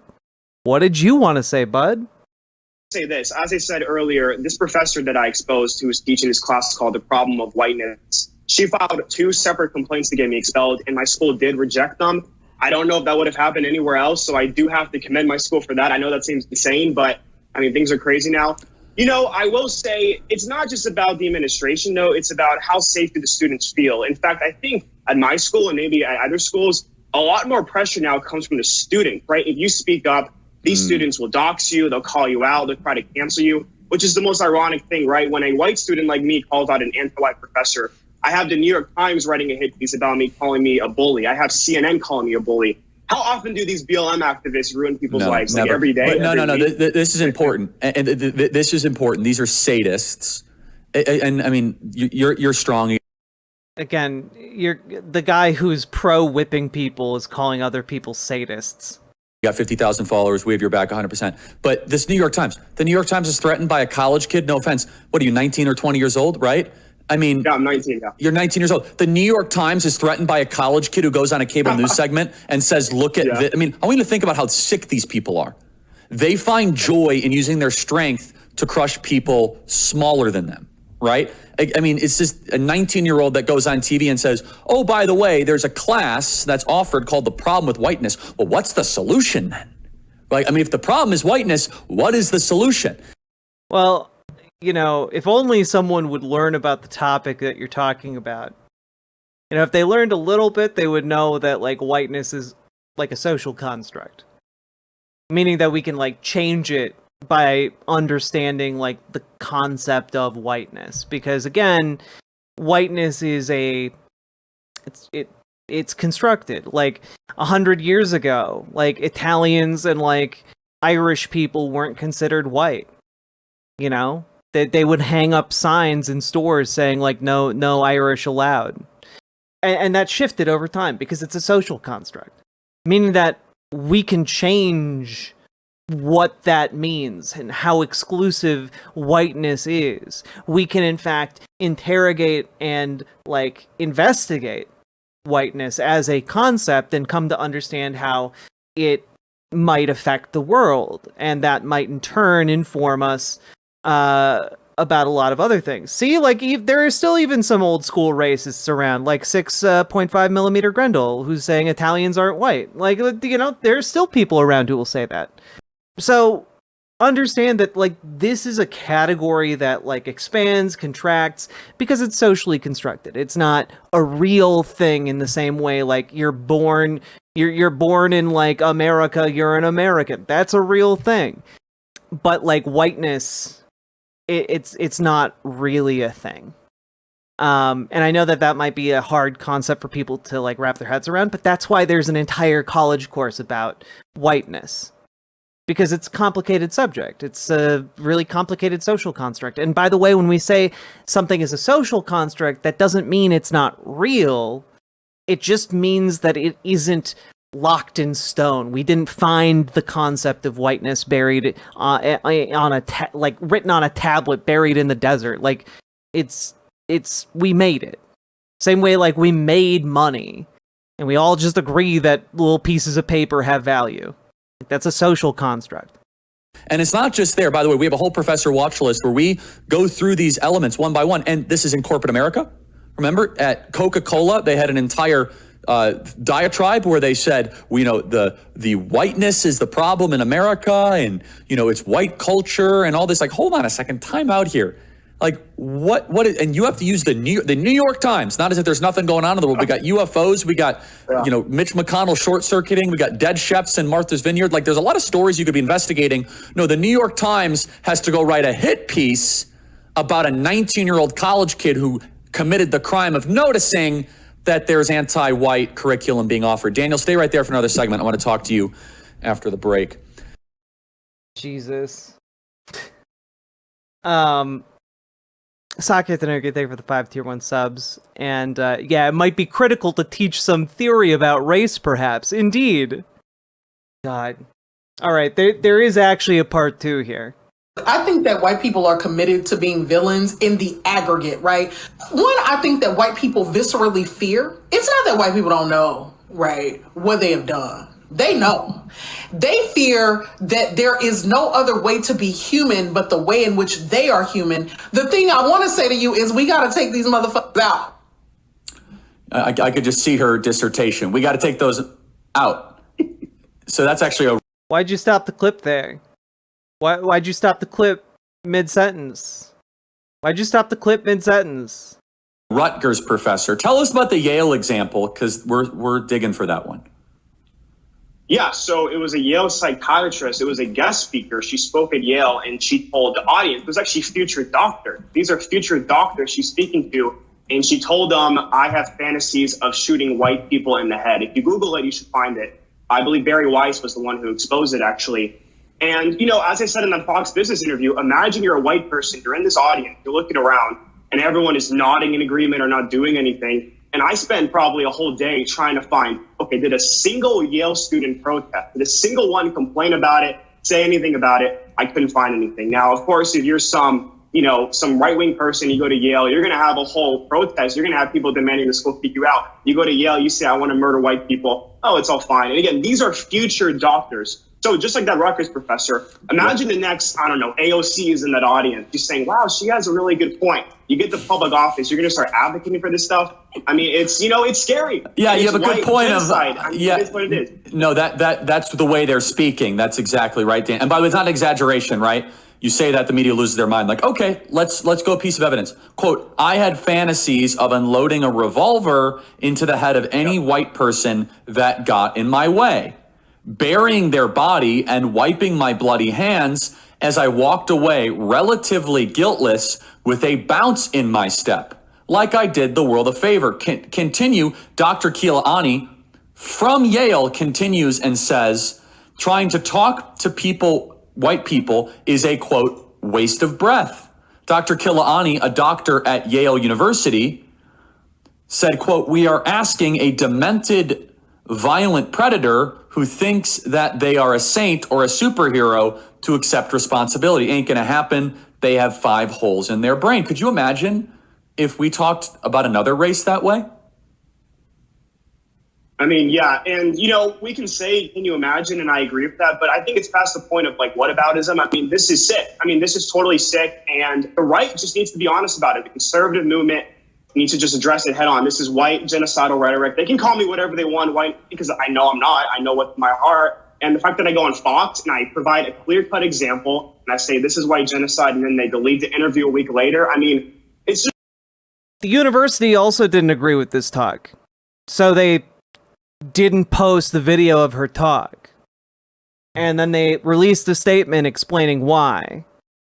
And then when the professor who said those things was asked about it, she said it was a metaphor to evoke emotion. My style of language is different and expressive, with fluidity between conscious and unconscious time, and uses masala, exaggeration, for punch and comedy, she said in an email. It's why we love Richard Pryor, telenovela forms, and rap. I believe it makes this conversation more relatable across generations. She said her statements weren't for shock value, which she called pointless, but for a deeper engagement about race. Her comments about talking to white people about race was about the feeling that way and not acting on it. If I really believed talking to white people was futile, I wouldn't devote my time to writing a series about race and healing our country, starting with the conscious mind of white people. And I'm doing it because I care. Yeah. Keelani's talk was part of a weekly forum in which faculty members, staffers, and others affiliated with the university gathered to learn and discuss mental health. Her words spread when former New York Times opinion writer and editor Barry Weiss posted an audio recording of the lecture on Substack, a platform where journalists publish their work. And then Sebastian Gorka picked it up.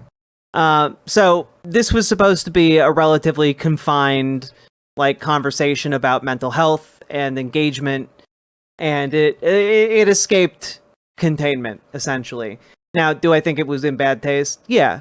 But also, I'm sorry, but every single time I turn on my stream, I get pretty viscerally violent reactions from a certain segment of the viewership. They usually get promptly banned, but I still see it, and I'm sorry, I'm not going around talking about how this is an indicator of white genocide. That this is just silly nonsense, snowflake shit, really. On the part of these white supremacists. We have one more here. This one's a doozy, and it plays into the whole evangelical belief that trans people are, in fact, possessed by demons. So this is from July 12th of 2023. There's a very powerful clip of my friend Dennis Prager, who's a religious Jew, who, this, again, part of my discussions on Satan come from this. And he says this, he says, in Jewish tradition, there really is not a belief in a devil. He said, however, The last 2 years, for the first time in my life, I am open to the idea of the diabolical. He said, because there is no other explanation that I can come to the outright, intentional, widespread, repeated, transparent exploitation and suffering of millions of people. Please, Jonathan. Yes, exactly. Exactly. And even quote, secular people and liberal people are actually saying something like, this is demonic. Then what are they doing to children? This doesn't make sense. Well, let me give an idea of cultural. Now, again, I'm not talking about individual here, but cultural possession of a culture. One of the gods I spoke about, the enchantress, had another side to her. And that is that she says, and I put in the book, I put in the ancient Mesopotamian inscription so you can see for yourself. She says, I am a woman, I am a man. It says she has the power to turn a man into a woman and a woman to a man. So now this is the same enchantress that begins the sexual revolution. So this couldn't come out at the beginning, but once she starts taking possession of a culture, then it gets to her deeper work. So she is the one who literally turns men into women, women into men. Look what's happening now, Charlie. And, not only that, it says that she masculinizes women, she defeminizes them, she feminizes men in every possible way. But also, she had a priesthood, Charlie, her priests were men who dressed up as women, walked around her temples dressed up as women. Parents would take their children to see the men dressed up as women. Not only that, it's back. And not only that, she just also like Shakespeare would surgically transition her priests from men into women, literally.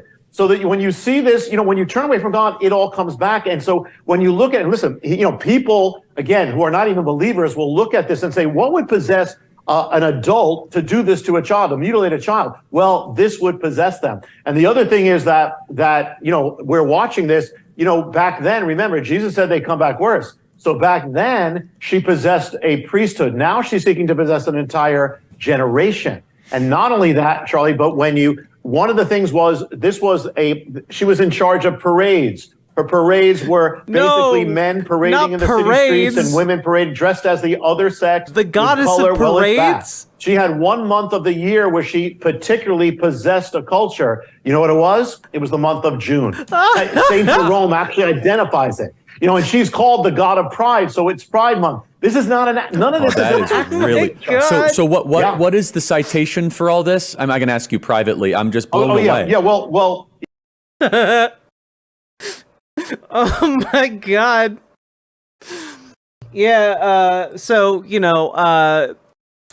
Trans people have been possessed by the spirit of the enchantress. Cool story. But sir, this is a Wendy's. Oh God. Oh, Sake Tanuki, thank you for the 5 tier 1 subs. Shakespeare's a lot of women dressed and presenting as men, 12th Night, etc. too. Shakespeare, the original enchantress. That was, by the way, for those of you asking, Jonathan Kahn, who is like, I guess a self-professed doomsday prophet. So, fun stuff. And now we'll go back to some of his older school racism. Here's Charlie Kirk on June 16th, 2023. Some of you will be listening to this episode as it airs on Juneteenth. The heck is Juneteenth? It depends who you ask, okay? But let's talk about what it actually is. And we opposed Juneteenth becoming a federal holiday as it happened. And yes, it is the day that it is mandatory to work at Turning Point USA. We're going to talk about it actually on the day. I say we're given multiple days off for our actual Independence Day, July 4th, 1776. Why is Juneteenth a problem? Not because, again, it's so subversive. On its face value, I have no problem with it. I think it's wonderful to say, okay, liberation of slaves, all that good stuff. No. Well, yeah, that's what it commemorates the end of slavery in the United States, Charlie. No.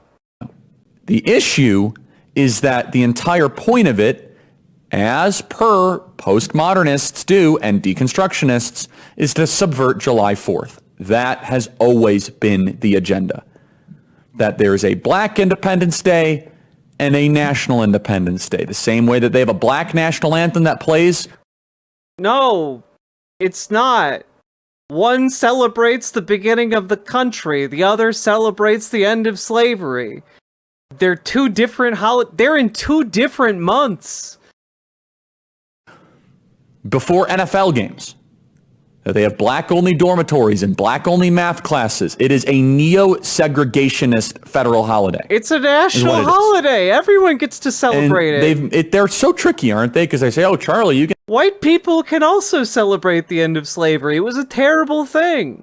Against the emancipation of slaves? Of course we're not against that, because that's not what this is about. This is a summertime competitor to create multiple Independence Days to further deteriorate, erode, and destroy the celebration of our actual Independence Day. I tweeted this out in 2021. In 2021, I tweeted out, making Juneteenth a federal holiday isn't about emancipation of slaves. If it was, they would make September 22nd, Emancipation Proclamation Day, a federal holiday. This is about replacing July 4th, just like the 1619 Project is about replacing 1776. Conservatives must reject this. The 1619 Project was just teaching African American history, bud. The year 1776 was still going to exist. What are you talking about? So yeah, I mean, if they want to make an Emancipation Day, just make September 22nd a federal holiday. But now we have a full week of Juneteenth festivities. A full week. We have a whole month during Pride Month, and at some point, you got to wonder. And this the well, also, like, the Emancipation Proclamation was signed on September 22nd, but, like, the end of slavery, like, slavery wasn't finally abolished in all of the states until, like, Texas was liberated. That's why Juneteenth is in June. The answer to the question is actually very simple. Why do these people need so much celebration? Why do these people need so many rituals? And the answer is super simple. It's because they're not religious. Well, they're religious in their own way, but those of us that go to church, we're part of something. Those of us that, if you're an observant Jew, so if you completely secularize your society, like, I need to be involved in something, so you just start to create this pagan garbage. You got to wonder what percentage of the population really cares about whole week to Juneteenth. The answer is not many people. I remember one of the criticisms somebody said is, oh, Charlie, you're so angry that there's another federal holiday. Like, oh, you get another day off. It's just a silly argument. We know what happens, and it happened in Tempe last year, and it's going to happen. You see these ridiculous Juneteenth flags start to pop up.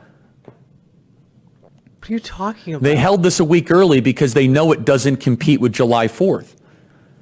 And they can't get close to it. And July 4th is one of the most significant events in human history. Oh my God. Yeah, so if you found that to be more than a little bit racist, we have one final clip. And it's a doozy. It's from May 19th. Here we go, of 2023. Buckle up. Despite that, though, a certain video went very viral, and we got a couple questions on this. I want to read this one from Rebecca from Idaho. Charlie, I watch the show every day. I love what you do and how fearless you are. Isn't it racist to call white women Karens? Are they just hurling it as a slur? Did you see what happened in New York City? What's your take on the so-called Karen story from New York City? As a white woman, I'm beginning to get pissed off when I hear it. Would love your thoughts, Rebecca. Okay, so this is somewhat of a complicated story, but it really isn't, okay? So there is a pregnant white woman who worked at a hospital who is going to go, basically in New York City, you're able to rent bikes, okay? So you're able to rent bikes, and this was the last bike of its kind. Last bike there. So she goes to go rent the bike, and halfway through whatever altercation was brewing, there seemed to be a back and forth between a black man and her. It might have been a group of black people, actually. And this video was seen over 40 million times. And the immediate reaction by the Twitterati and the immediate reaction by the social media jihadis is, oh my goodness, look at this white Karen who is in a racist way trying to say, this bike is mine, stay out of the way, black people, and basically bully her, weaponizing her white tears against black men. Seen 40 million times. Well, like so many of these race hoaxes, it turns out that this was a lie. And by the way, Twitter was calling out her name. In fact, one of the Twitterati said, she effing deserves. I hope you never have a moment of peace again. Again, this is a 4-month pregnant woman. Well, it turns out she actually paid for the bike. And something that is common in New York City is that young thugs. By the way, I believe this story is more complicated than Charlie is making it seem. But again, this story was over 2 years ago. Will come up and actually, as you rent the bike, push the bike back in. Kind of as a way to troll you, as a way to be like, oh, you paid for it? Well, you also, I'm sorry. For Catter, like saying that you have a problem with Juneteenth because Juneteenth like is too close to the 4th of July, and you're like, you think it's inherently pagan to celebrate the end of slavery in America. Like, I don't, that's racist. I'm sorry. Like, if you are not down to celebrate the end of one of the greatest evils our country systematized, I think that's kind of racist. Yeah, sorry. I think that's pretty racist. Like, that's not being like too Christian. Like, no, that's just racism. There's no Christian basis for being against celebrating the end of slavery. Lose all your money type thing. So this white woman gets completely misrepresented. This is a pregnant woman equivalent of Nicholas Sandmann. She got suspended from her job because of this. This is Nicholas Sandmann 2.0. Now, were they trying to hijack her? Were these blacks trying to go rob her? Happening all the time in urban America. Prowling blacks go around for fun to go target white people. That's a fact. It's happening more and more. So Tariq Nasheed, who's a bigot and a racist, just prowl. I'm sorry. You can't say the sentence "prowling blacks go around America targeting white people." You know that's a fact. Then you turn and call someone else a virulent bigot and racist. Are you kidding me? Listen to the words coming out of your mouth. On Twitter, says this, and he was the one that really started the race hoax. A suspected white supremacist woman tried to steal a city bike from a black kid after he paid for it. That's a lie. And when him and his friends wouldn't allow her to steal it, she went through all the Karen tactics to try to get black youths hemmed up, screaming for help, fake crying, mayo babbling. Now, to Twitter's credit, they now have a context check on it, where they have the New York Post article that says, actually, the community notes say that's not true.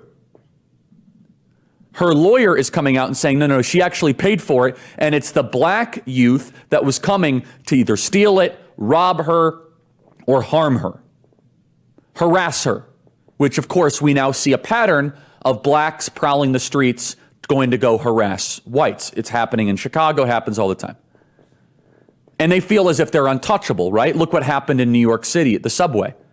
A black schizophrenic homeless person starts threatening people, saying, I'm going to go back to jail, and a white good Samaritan holds him in a chokehold. Tragically, the black guy dies, not a result anybody wanted. And who gets in trouble? The good Samaritan chokehold guy. Jesus, can a man not just do like a friendly neighborhood choke anymore? According to Charlie Kirk, that's just a good Samaritan act. You know, the act of a good Samaritan. We all know the story of the Good Samaritan. Famously, the Samaritan was walking down the street and choked that guy out until he died. That's how the Good Samaritan story goes. He walks by, he sees a guy dying in the gutter, and then he chokes him to death. That's the tale of the Good Samaritan. It's a heartwarming story, apparently. Going off of context clues from Charlie here.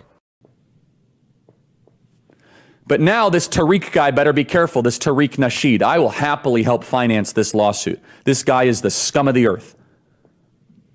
Where she's now willing to sue anyone to calling her for racist for defamation, and she'll have a much better case than any case that I would have. Every time I go to these lawyers to talk about defamation and slander and all that, it's tough because I'm a quote-unquote public figure, so the threshold, she is not a public figure. She's a private figure who paid for a bike, and a group of blacks came to probably terrorize her is what it looks like. And she has her whole reputation ruined. Now, why? Why did this happen? This happened because the audience, the population,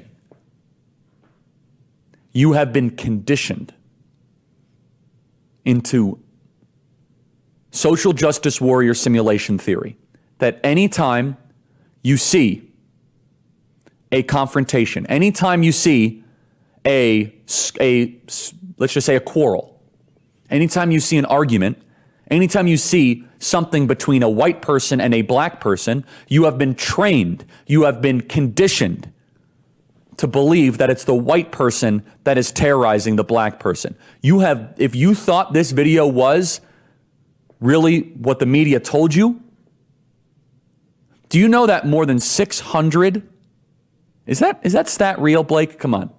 Is it real? I don't know if that stat is real. We're going to okay, I'm going to say it. More than 600 white women a year are murdered by black men. 600 white women a year. Did you know that? By blacks. So 600 white women are murdered by blacks a year. One just happened, was a Hispanic. He might have been half black, doesn't really matter. Here in Scottsdale, young 29-year-old girl walking on a hiking trail, and a trans Hispanic comes and stabs her to death. This is just straight up white supremacist talking points. Like this is like birth of a nation level. Like, think of the poor white women. Think of the poor white women.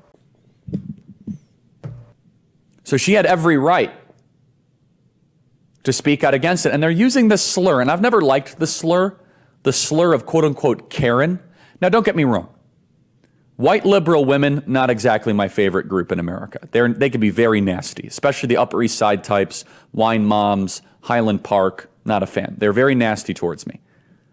But this is a racial slur of a mom who might care, of a white person who doesn't want to see her bike be stolen. She's a pregnant woman.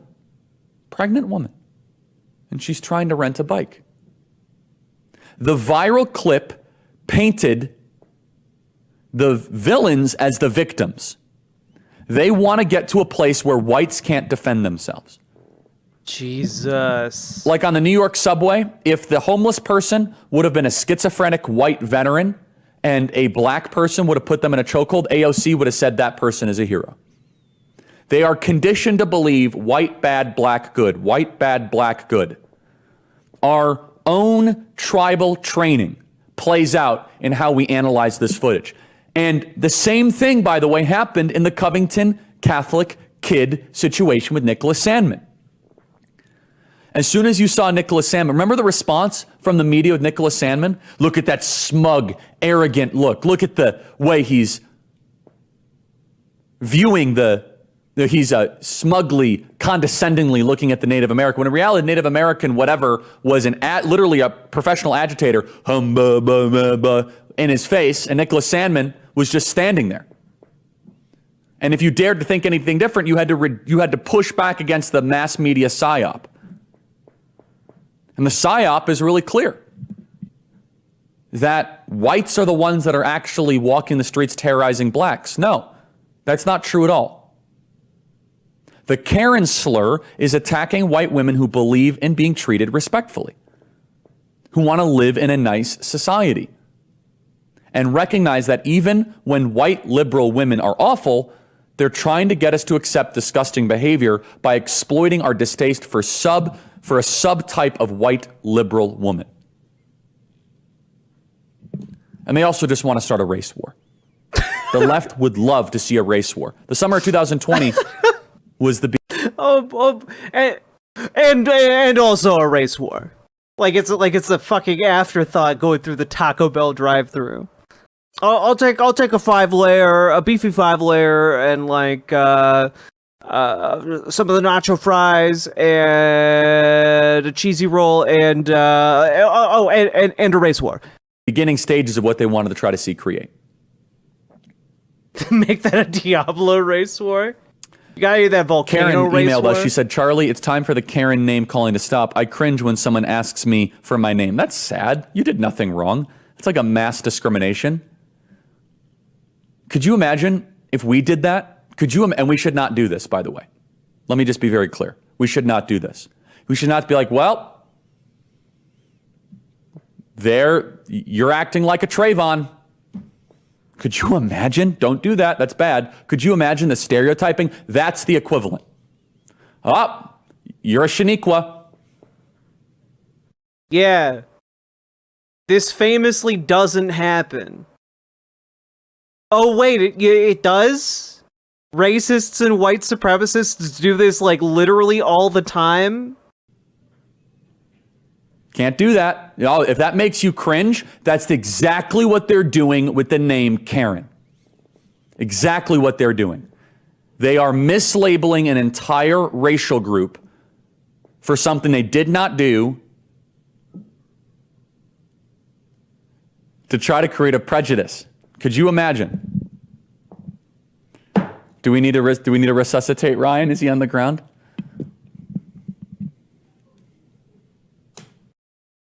Does he need a resuscitation? Is he on the ground? Jesus. That's Charlie Kirk in his own words.